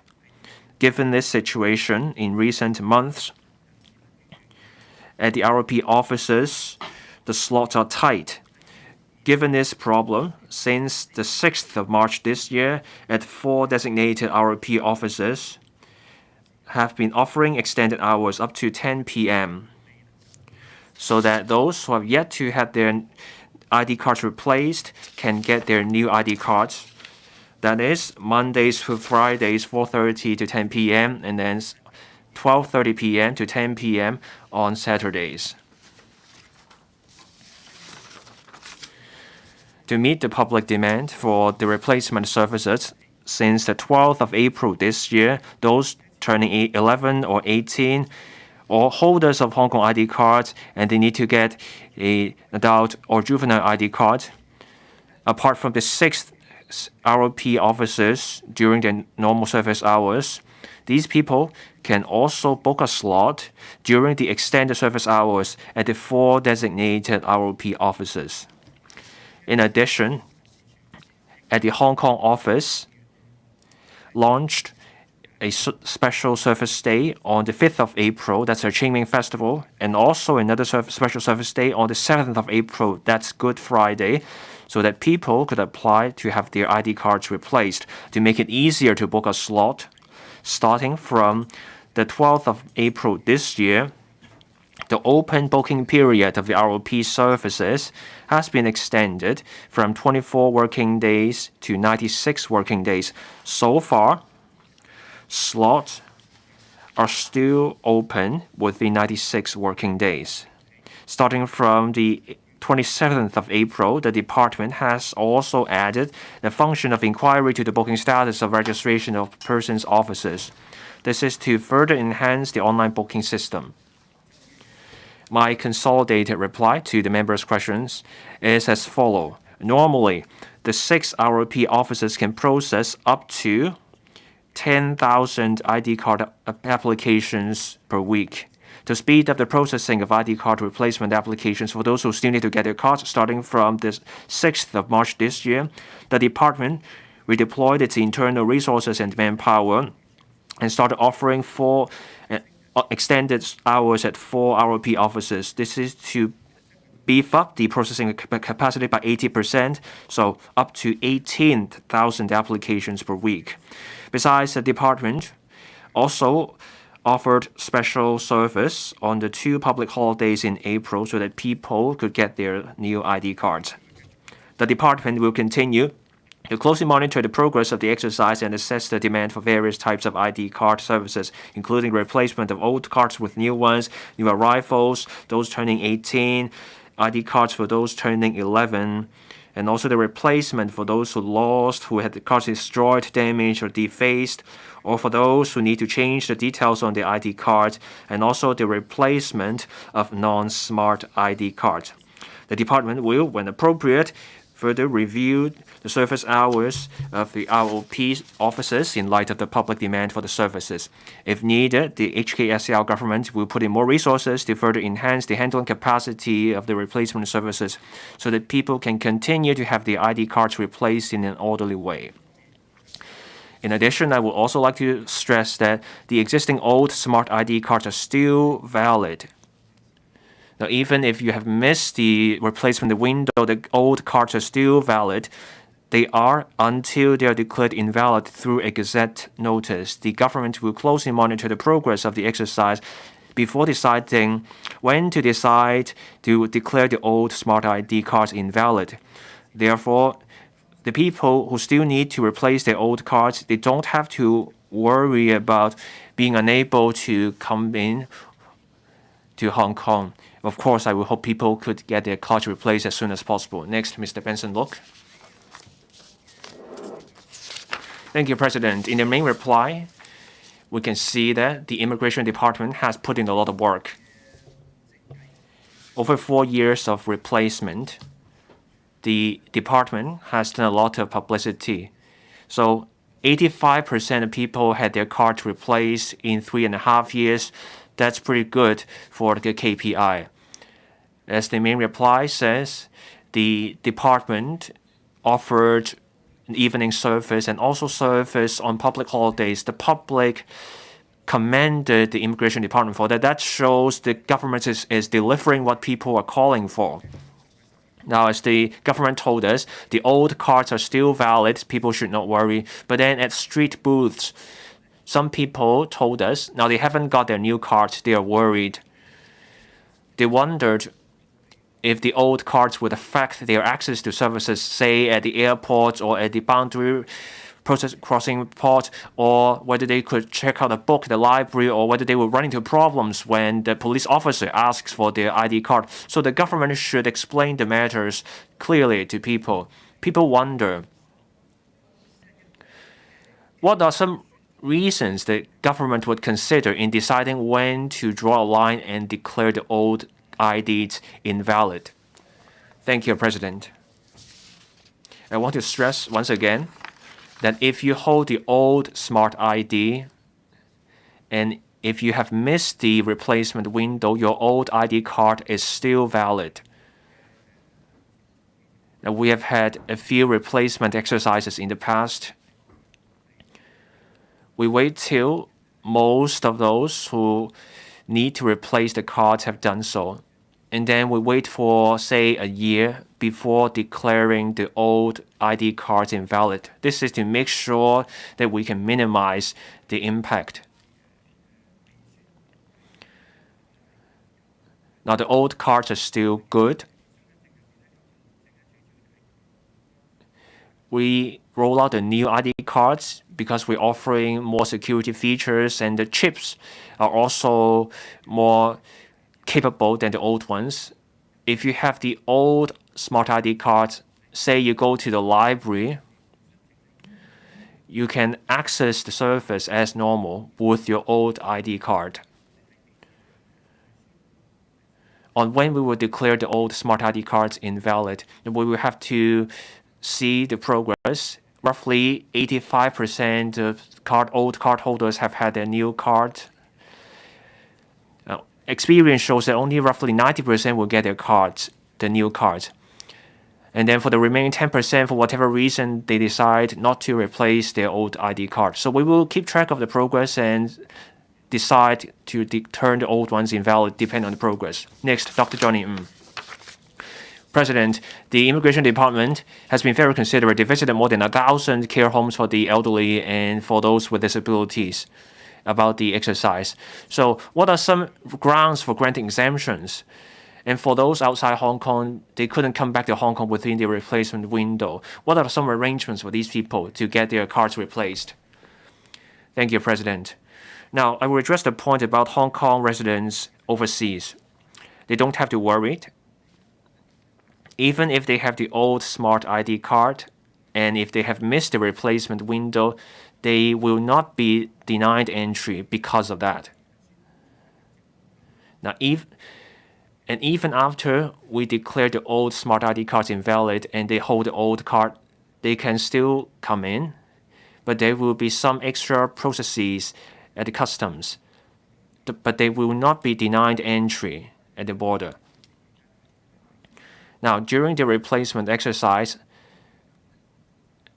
we adopted new approaches, such as going to care homes to replace the ID cards for seniors. We allowed young people to take their senior family members, and they could get their cards replaced. Under the Registration of Persons Ordinance, the applicant has to go to an office in person to have their cards replaced. But then there are special circumstances covered by the law, say for seniors, the blind, and the infirm. If the registration officer is satisfied that a personal visit will injure their health, then there is a certificate of exemption for these people. They don't have to go to the office. But these are rare cases, and we have to decide on a case-by-case basis. Next, Mr. Andrew Lam. Thank you, President. On the demand for the replacement service, the Immigration Department offered extended service hours and deployed manpower. I commend the work and I support what the Immigration Department has done. The Secretary told us, if needed, the government would look at whether more resources would be needed. So based on current estimates, can we take it to mean that given our current establishment, our current manpower, we can cope with the anticipated demand? That means no need for more workers or more resources. Thank you, President. Now, we have beefed up the capacity by 80%, so we can process up to 18,000 applications per week. Now, there are still open slots in the 96 working days, so open 90%. We will keep an eye on the demand. If there is a keen demand, we will consider adding more workers. This is not the biggest issue. Hiring is a challenge. First, we have to determine whether there's a need. If there is, we put in more resources. And there's also the hiring problem, and we will keep assessing the situation. Next, Mr. Lai Tong Kwok. Thank you, President. The Immigration Department has put in a lot of work and worked overtime. Just then, on my mobile phone, I looked up the appointment booking website. If I want to get my new card, the soonest I can get will be September 1st. That's roughly 90 days from now. But someone may have booked a slot, but then they want to make changes. Some will make a different appointment online, but others simply do not show up. So the slots will not be fully utilized. So my question for the Secretary is, given the keen demand, how can they make sure all the slots are put to proper use? Secretary, we are aware of this problem. So we have officers keeping the stats. So like tickets, will there be oversubscription? Now we are considering and we are trying to make good use of the quotas. Question 5, Ms. Elizabeth Court.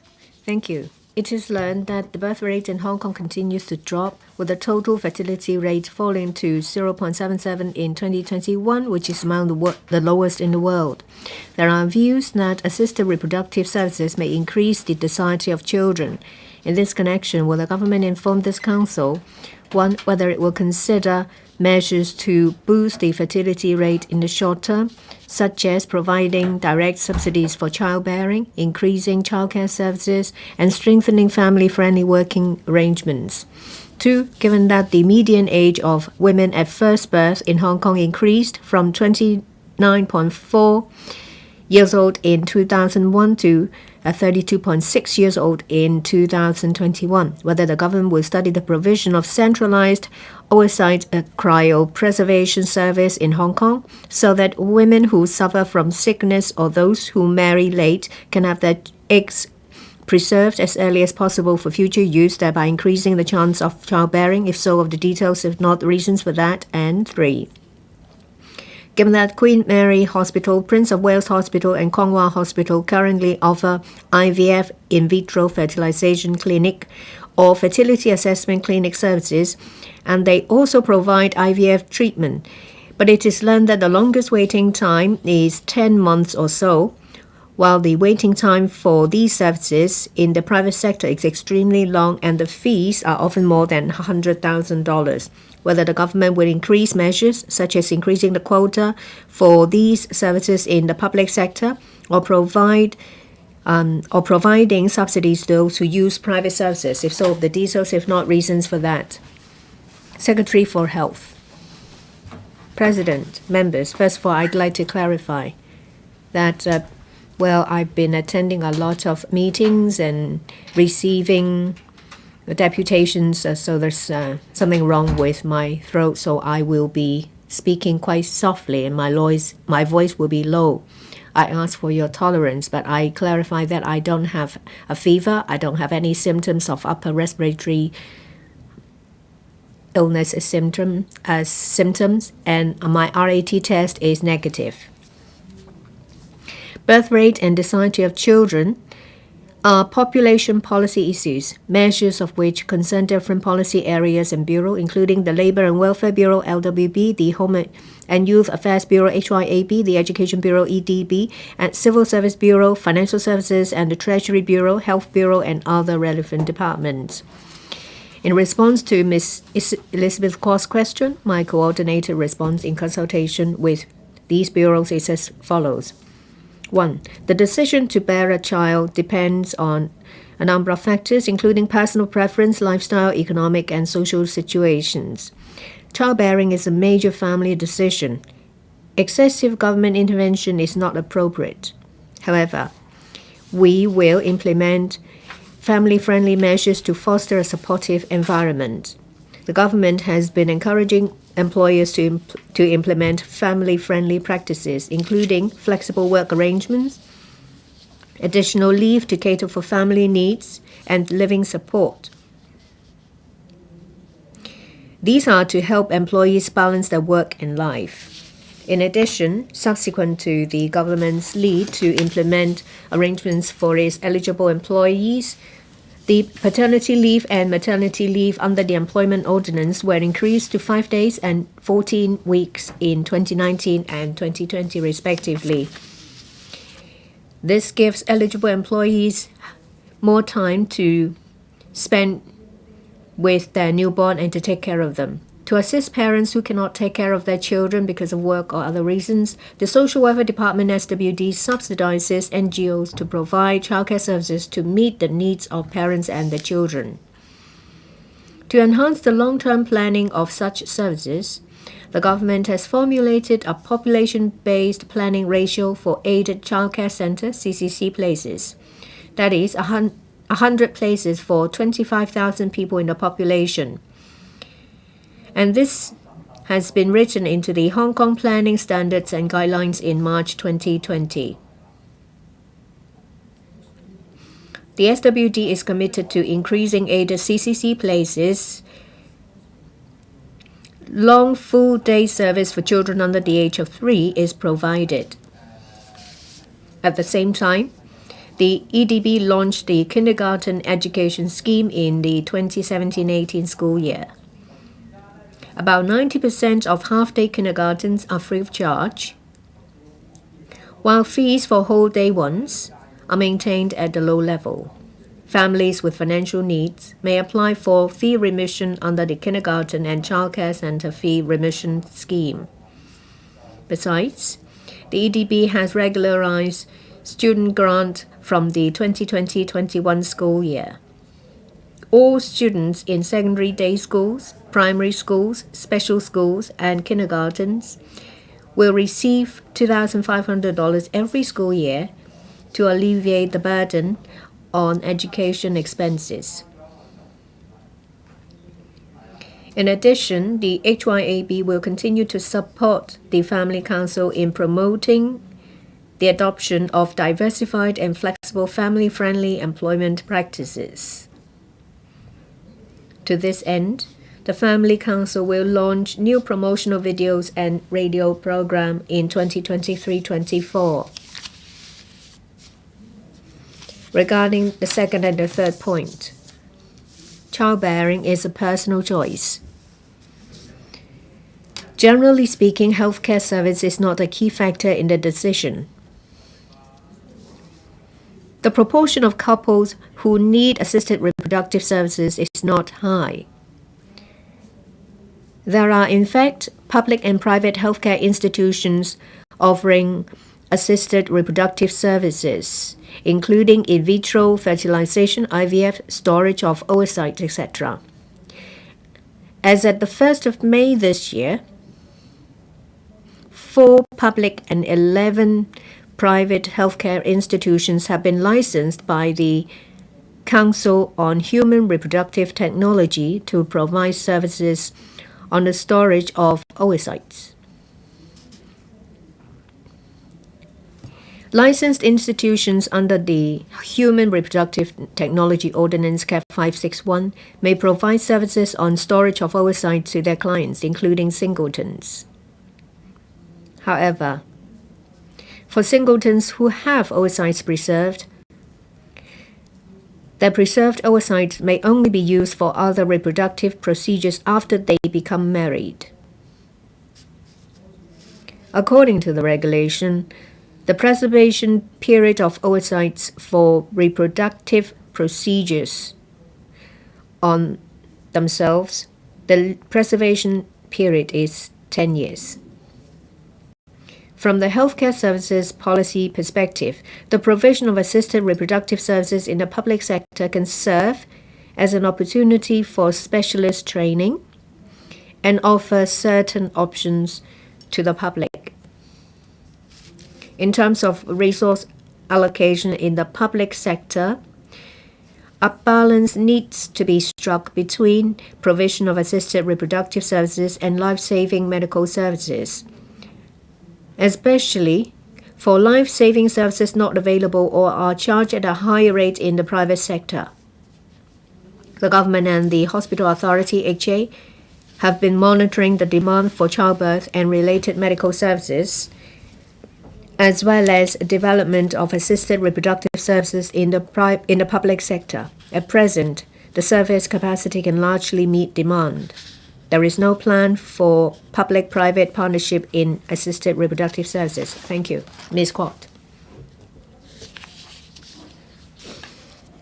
Take care, Secretary. I learned from your reply that the government does not understand the difficulties faced by women. We don't need your intervention. We need your support and assistance so that women who wish to do so can bear children. And a lot of women in Hong Kong would like to have children, but they face a lot of difficulties. They have to consider whether they can do it. They have the means to rear a child, and whether they want to or not. And on these areas, they need support, otherwise they'll be deterred. A lot of women get married after they have reached the age of 30, but they have to wait that they have the means, they have savings and steady income before they consider having a child. By then they're in their 40s, and they will have difficulties conceiving, and they need help. And if we have egg banks like other places, then women will have more choices. The egg bank in public hospitals have limitations, but for private ones, you have to pay for 50,000-60,000 upfront, and then you will have to pay an annual fee for storage. And when you go to public hospital, you will need 18 to 37 months for the first consultation. You don't have that time. So if you want more women in Hong Kong to have children to ease the aging population problem, then the government needs to consider running a public oocyte bank and to provide a subsidy for assisted reproductive services. Secretary, thank you. According to information we have, the number of babies born using assisted reproductive technology is low compared to the number of children born. In 2020, for live births, we have 43,000. Those born using assisted reproductive technology account for about 4%.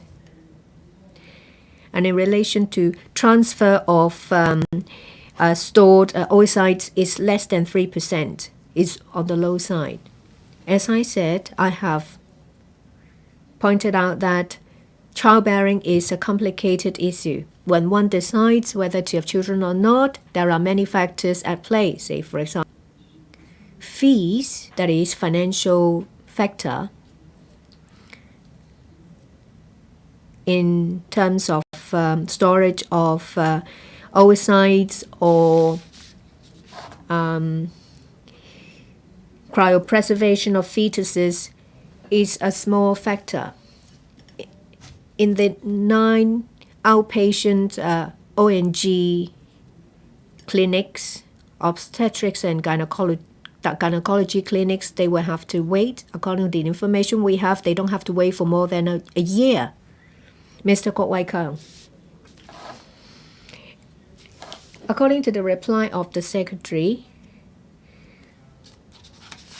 well, we need more than one bureau to answer the question because it covers many different areas. In Singapore, when a child is born, the parents receive $50,000, and there are also family-friendly measures, say, for example, child caring and paternity, maternity leave. There will be subsidized childcare services. You receive a subsidy to purchase your home.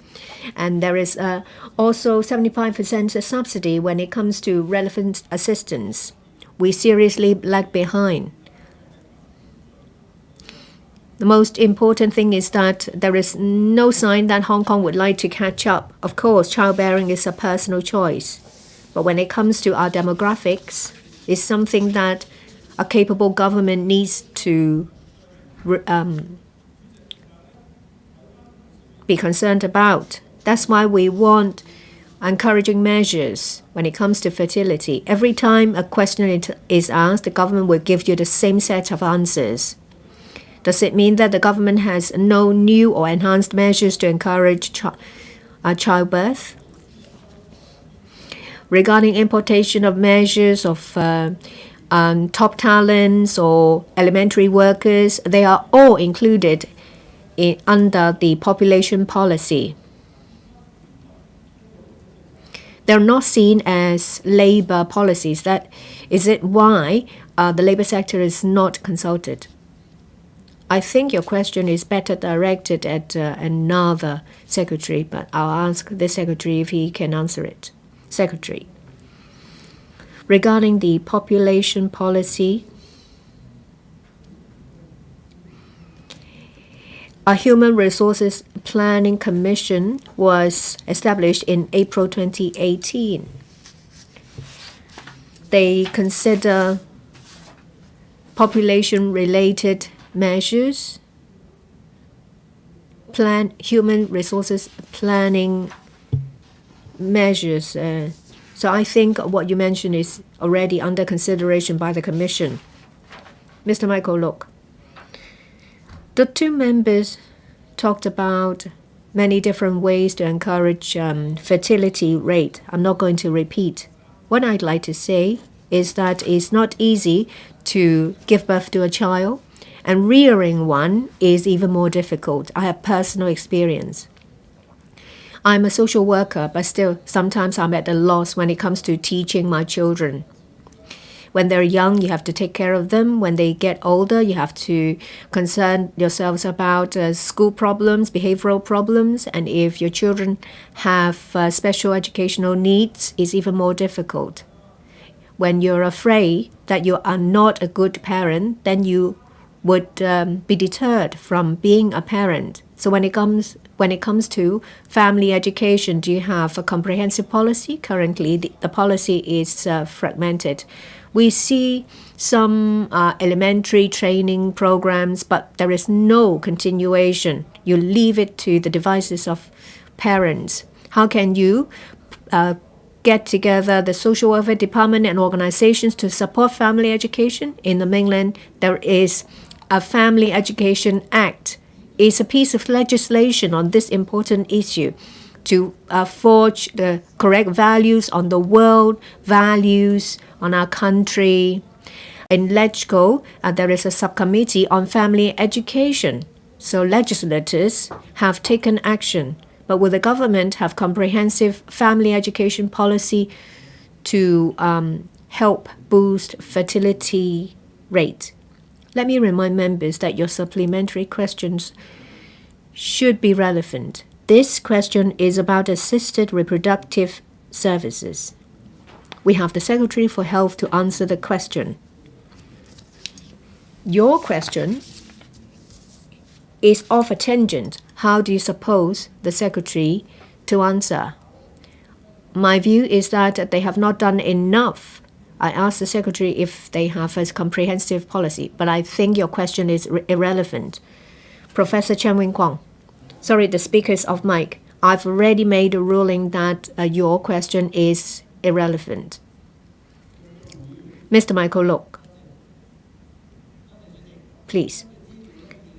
Thank you. Professor William Wong, according to information by 2025, there is a discipline to tackle infertility under Chinese medicine practitioners. In order to enhance the effectiveness of Chinese medicine, will this become a pilot program to use so that we can use Chinese medicine and Western medicine to provide the best treatment for people who are infertile? Secretary, I thank Professor Kwong for the question. Yes, starting from 2025, we will have the first ever Chinese medicine hospital. There will be different disciplines. There are specialists providing clinical services covering medicine, ONG, acupuncture, pediatrics, and one of the disciplines is infertility and treatment before and after childbirth. We want to leverage on the advantage of Chinese medicine. We want to provide good services to our women. Regarding specialist treatment, is under plan. We have the Baptist University running the Chinese medicine hospital. As to the extent of services, I think it's down to them to work it out. Ms. Judy Chen, 4% of the babies are born using the technology. It's not because of a lack of demand. Do you expect a woman to, at the age of 25, to come up hundreds of thousands of dollars to use the oocyte cryopreservation service? And when I reach the age of 35, that's the end of the preservation period. I asked the Secretary to reconsider the preservation period and to provide more services in the public sector. The preservation period of oocyte storage and the preservation period is dependent on a number of factors. If we need to change it, we need to have discussions and base our decision on scientific data. Ms. Nixie Lam. I can say that it costs more than $100,000 for storage of oocyte and the relevant technology. What the bun in my tummy is about $200,000. In relation to the Human Reproductive Technology Ordinance and relevant regulations, the last time it was reviewed was 2013. I've spoken to people from the sector. There are a lot of problems with the operation. Say, for example, for AIH,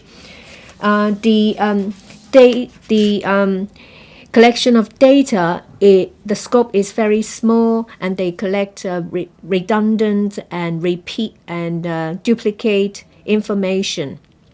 And as a result, there are few people who receive the office. In Germany, in Australia, there are different ways to collect meaningful information to help couples.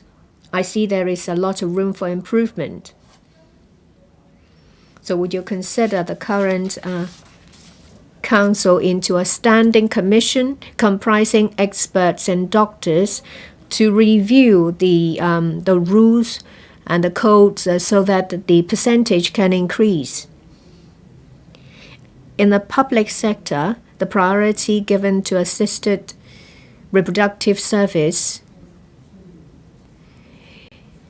is decided vis-a-vis other more urgent services. For life-saving services that are not available in the private sector, or if they are available, charged at a very high price, then these services will be accorded a higher priority. In the public sector, we are under pressure. One of them is manpower. We need to consider different factors regarding training of doctors. We'll monitor the demand of these different aspects. You talk about legislative amendment. We review the situation, and as necessary, the council will call meetings to look into it. Last question, seeking our reply, Ms. Honorable Yong Hai Yan. President, it is learned that at present patients with episodic diseases and chronic disease, patients who require follow-up consultations both have to wait for a long time in public hospitals before they can receive healthcare services they need.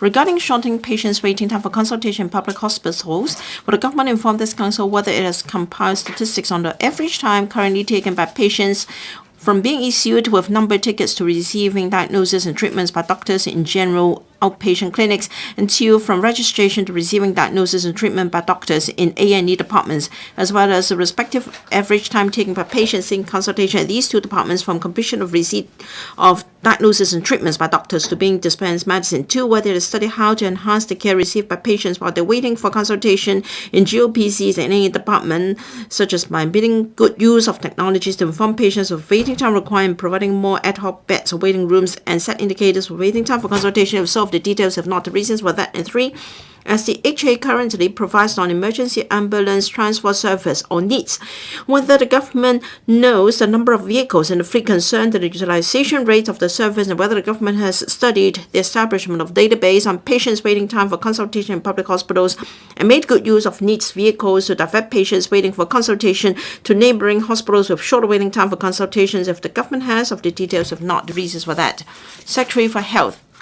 President, Ms. Yong, the healthcare system of Hong Kong provides primary, secondary, and tertiary healthcare services to cater for the different medical needs of the public.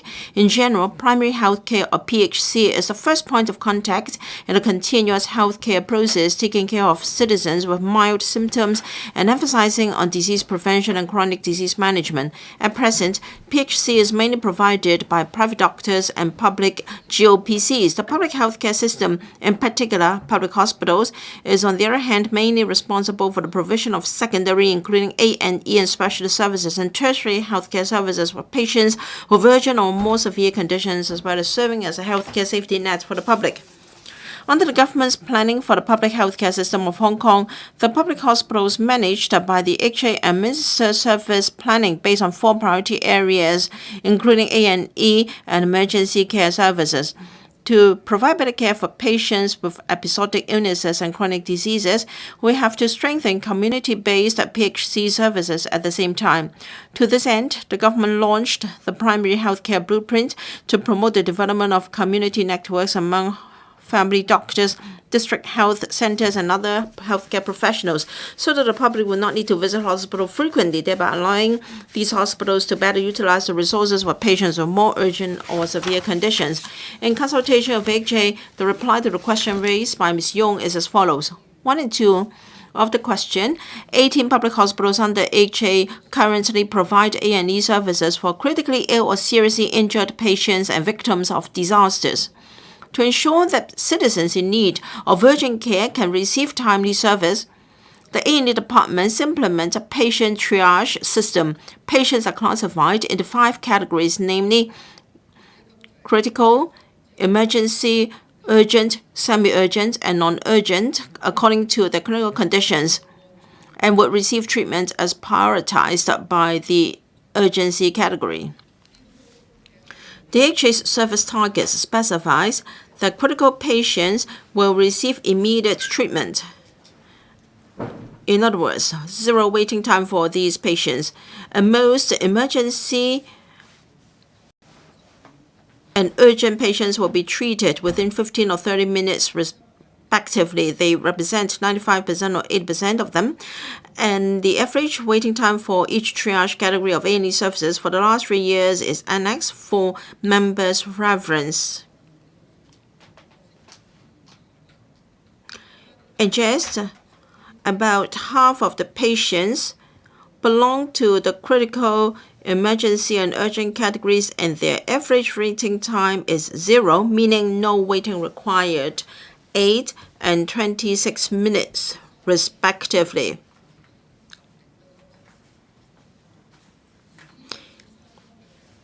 Now, for these 3 categories of patients, they account for about half of the patients attending A&E departments.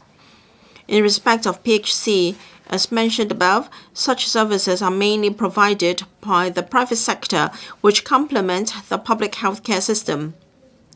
The target group of the GOPCs in the public sector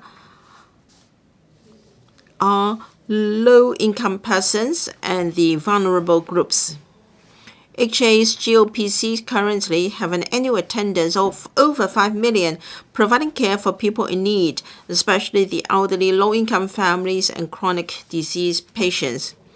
At present, citizens visiting GOPCs are in general non-urgent cases, and therefore advance booking is required.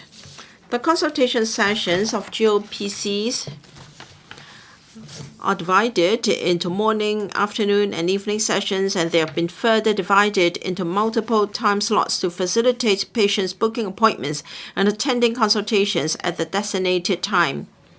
Patients will also be arranged for medical consultation and collection of medications within the relevant clinical sessions. In general, about 3/4 of the patients could attend consultation within 1 hour after registration and collect medications within half an hour after handing in the prescriptions to the pharmacy.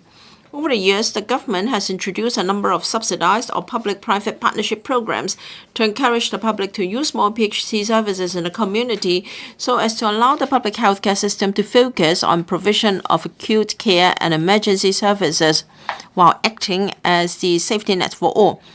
So we do not encourage patients in the fourth and fifth category, i.e. non-urgent patients, to use public healthcare services. The Primary Healthcare Blueprint recommends the repositioning of the HA's GOPCs progressively, including the promotion of Family Doctor for All, with a view to focusing GOPC services to serve the vulnerable groups, especially targeting low-income families and the elderly with financial difficulties. In fact, the comparatively low service fees of A&E and GOPCs is one of the reasons drawing some who can afford private healthcare services to HA's relevant services, leading to a shortage of supply. In the long run, we have to divert the demand effectively to PHC and family doctor services in order to alleviate the pressure on relevant services.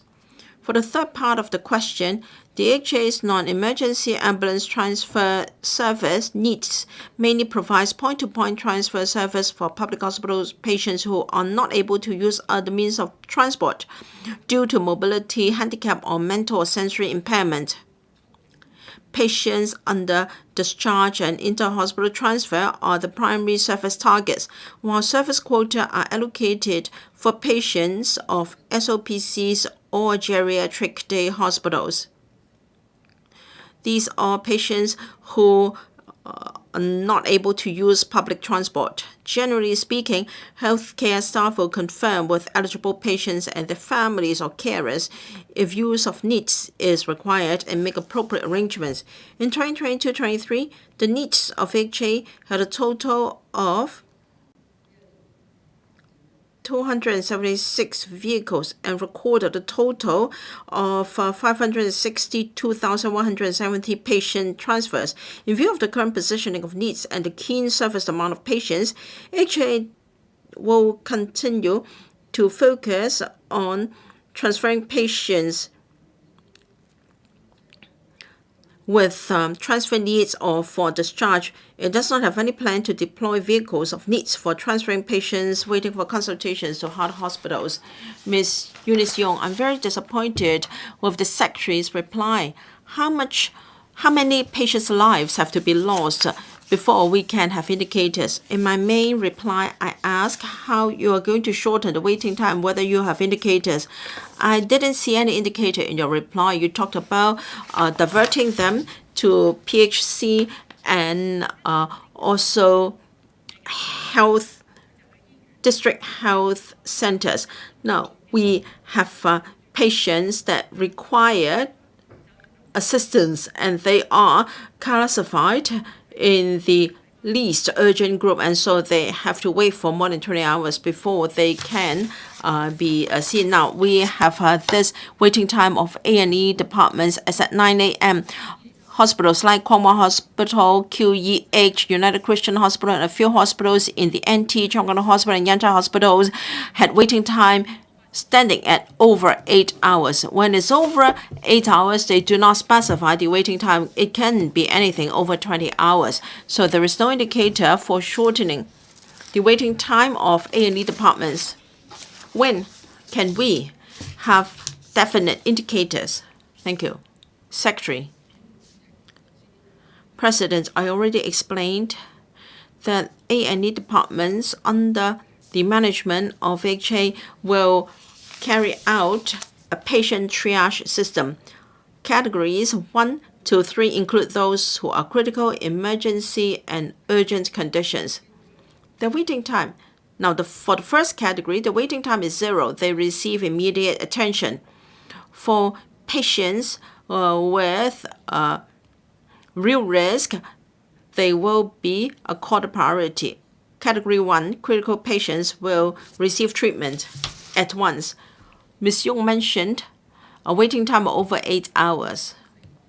We're talking about patients in the 4th and the 5th category in particular.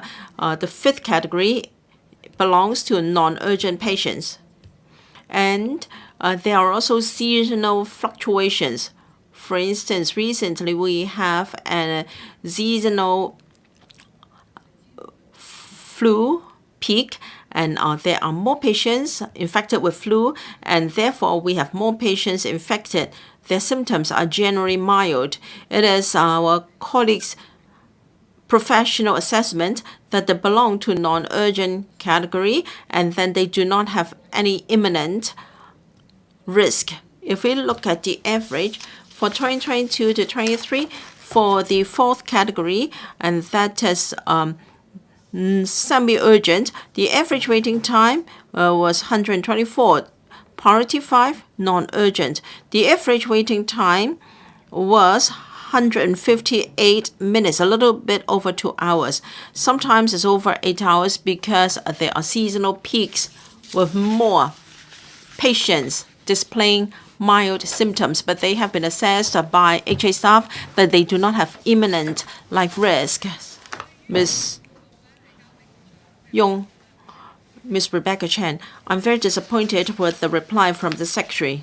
Although the Secretary said that for those who had to wait for over 8 hours, they are non-urgent cases with mild symptoms, but many of them have to attend A&E department because of their family background or financial means. Now, usually during night time, if they have a child having a high temperature, for parents with a little education, he doesn't know how to make a distinction, and he will have to wait with his child at A&E department for 8 hours after triage.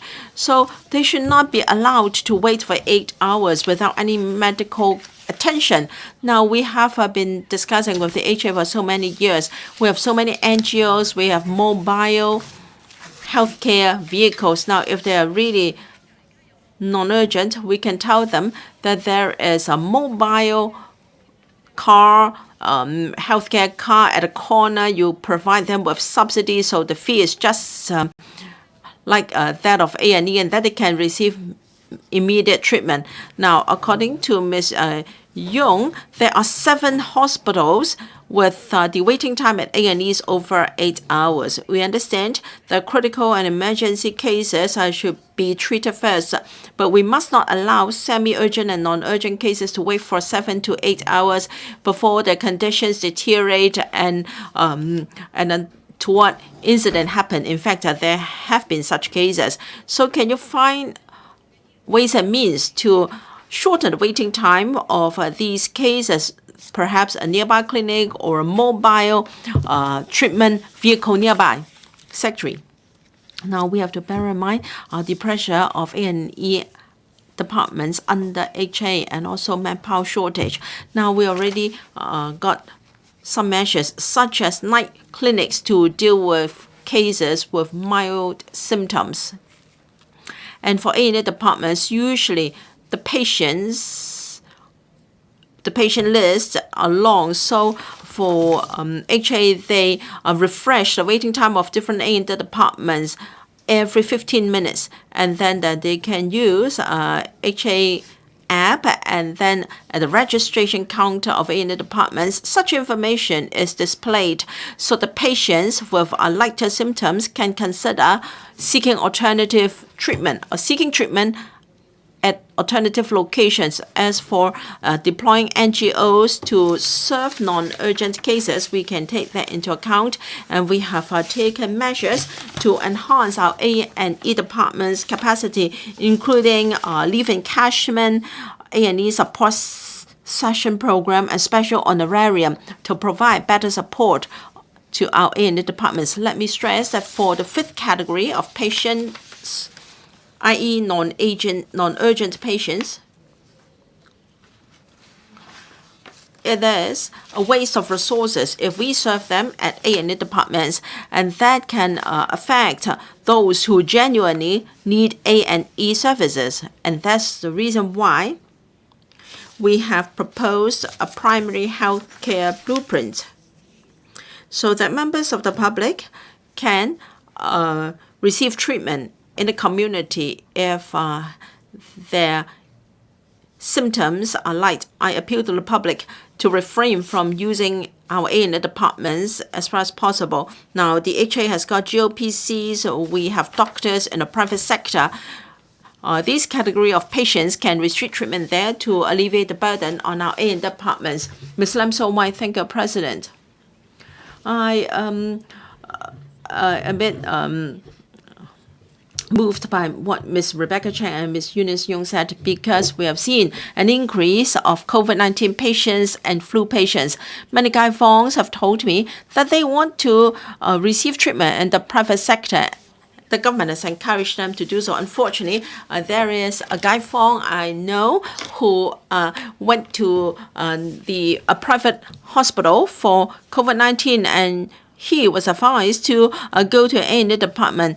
But, you know, very often they have to wait for more than 8 hours. And I was told by some elderly persons that they had waited for more than 10 hours and they were not admitted. Do you understand that A&E staff are working very, very hard? You ask patients to seek treatment at public hospitals, but do you know that some of them refuse to admit COVID patients? I understand that our healthcare staff at A&E departments are really under stress. Secretary, now we have a new way of dealing with COVID-19 patients. Most of the patients who have contracted COVID-19 have mild symptoms. They do not receive hospitalizations. Most GOPCs and private clinics can serve these patients. GOPCs of HA do provide services for these patients. If need be, antiviral drugs can be dispensed or prescribed. And most hospitals provide treatment for COVID-19 patients. They can also prescribe oral antiviral drugs. So ordinary patients or patients of COVID-19 do not need to attend A&E departments. They don't need hospitalization. They can receive treatment in the private sector and at government GOPC. Thank you. Mr. Edmund Wong, it's reported in the media that on the 17th of April, the first batch of mainland healthcare workers totaling 80 were introduced to Hong Kong. Do you have measures to consider introducing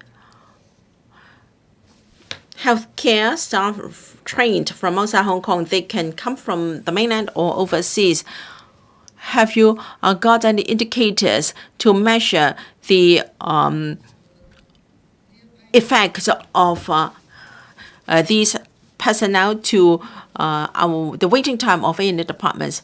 Well, these 80 healthcare members are under a GBA exchange program. It is not really importation of manpower. Rather, the opportunity will allow exchange and cooperation between our local doctors and mainland counterparts. To a certain extent, that can help our system. As regards the introduction of overseas or mainland healthcare personnel, indeed faced with a shortage of healthcare personnel in Hong Kong, that can be one of the strategies. The amount will depend on the considerations of healthcare workers concerned. They have to consider their own professional development. For those who have graduated for a while already, it's difficult to expect them to resign from their current positions and take up new positions in a new environment. Having said so, we will do what is needed to introduce overseas trained healthcare personnel into Hong Kong. HA has recently been to the UK to recruit doctors practicing there. I understand that over 20 are willing to come back to serve in Hong Kong. In the process, they have to consider their family and education needs of the children. The HA will render very positive support. We do not have a fixed indicator, but we have to stress that each and every healthcare worker is important to our healthcare system. Thank you. Government's Bill, first reading. Fines and fixed penalties, public cleanliness and obstruction, miscellaneous amendments Bill 2023. Second reading. Secretary for Environment and Ecology. President, I move the second reading of the Fines and Fixed Penalties, Public Cleanliness and Obstruction, Miscellaneous Amendments Bill 2023. That is the bill. The current term government is determined to enhance the environmental hygiene in Hong Kong to meet public expectation. For over 6 months' time, the District Matters Coordination Task Force led by the Chief Secretary for Administration has implemented diversified measures to improve Hong Kong's environmental hygiene in the shortest time possible. The Chief Executive announced in the 2022 policy address that the government would conduct a comprehensive review on the existing statutory powers and penalties relating to environmental hygiene. The first stage proposal involves raising the fixed penalty level for certain offences, including littering and shopfront extension. The bill that I introduced to the Legislative Council today seeks to raise the fixed penalties for offences under Cap 570, the Fixed Penalty Public Cleanliness and Obstruction Ordinance, or the Fixed Penalty Ordinance, and the maximum fines which may be imposed by the courts for certain offences relating to public cleansing or obstruction. This will enhance deterrence, improve law-abiding awareness of the public, and maintain and bolster environmental hygiene in the long run. The contents of the bill. Specifically, the bill proposes to raise the fixed penalty level for 7 scheduled offences from $1,500 to $3,000. The offences involve the conduct of individual members of the public, including depositing of waste and spitting in public places, country parks, and the sea. In relation to the other 2 scheduled offences, which mainly target shopfront extension and unlawful depositing of construction waste or large amounts of other waste, considering their relatively significant impacts on society, the bill proposes to raise their fixed penalty level from $1,500 to $6,000. We have also taken the opportunity to review the maximum fines which may be imposed by the courts on the 9 scheduled offences under the relevant ordinances. We consider the fine of 5 offences to be on the low side. To ensure sufficient deterrence pertained to the fine, the bill proposes to raise the maximum fines which may be imposed by the court on conviction by summons under the relevant ordinances.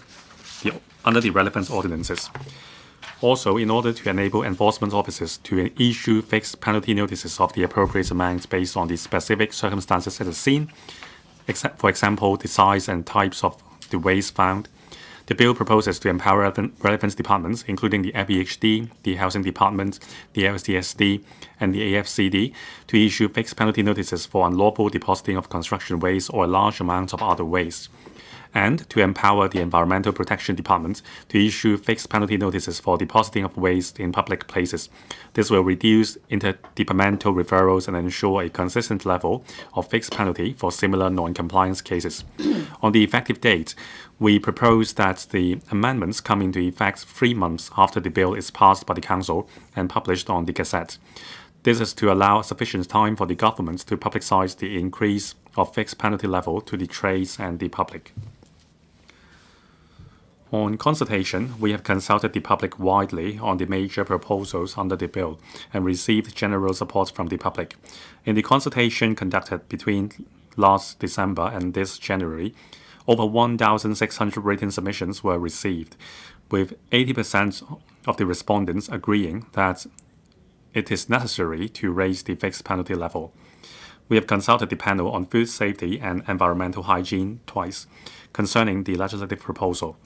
At the meeting on the 14th of March this year, all attending members supported the legislative proposal and the proposed effective date, to which we are grateful. Some members reminded us of the need to enhance publicity and enforcement and to issue appropriate guidelines to frontline officers on handling cases of inadvertent breaches of the law. On stepping up enforcement and publicity, the relevant departments will enhance training and support for frontline law enforcement officers and update the guidelines to ensure smooth and effective law enforcement. We will step up publicity and education through online and conventional media to ensure that the public and the trades are aware of the increase in penalty level and that the law-abiding awareness is enhanced accordingly. President, the current fixed penalty level of the 9 scheduled offences under the Fixed Penalty Ordinance at $1,500 was last adjusted in 2003. Since then, the cumulative inflation rate in Hong Kong has increased by around 60% and diminished the deterrence effects of the fixed penalty. I implore members to support the bill so as to ensure that the fixed penalty level is sufficiently deterrent. We will continue to step up law enforcement, publicity, and education so as to continuously improve Hong Kong's environmental hygiene and cityscape and to make our home more livable. I so submit, President. I now propose the question to you that the aforesaid bill be read the second time. In accordance with the rules of procedure, the second reading debate is adjourned and the bill is referred to the House Committee. This Council resumes the second reading debate on the Stamp Duty Amendment Bill 2023. Honourable Chen Hak-ken, Chairman of the Bills Committee on the bill, will first address the Council on the committee's report. Honourable Gary Chen. Thank you, Chairman. In my capacity as Chairman of the Bills Committee on Stamp Duty Amendment Bill 2023, I wish to report to the Legislative Council on the main deliberations of the Bills Committee. The bill seeks to amend the Stamp Duty Ordinance to adjust the standard ad valorem stamp duty rate of Scale 2 applicable to property transactions so as to reduce the ad valorem stamp duty on residential and non-residential properties value between $2 million and $10.8 million for the purpose of implementing the relevant proposals in the budget. AVD was levied at progressive rates. Members inquire about the effect of the proposed adjustments to the lowest value bands in helping first-time home buyers to purchase residential properties and the reduction in revenue. If the ceiling of the lowest value bands was adjusted from $3 million to $5 million, in view of the current high property prices, some members suggested that consideration be given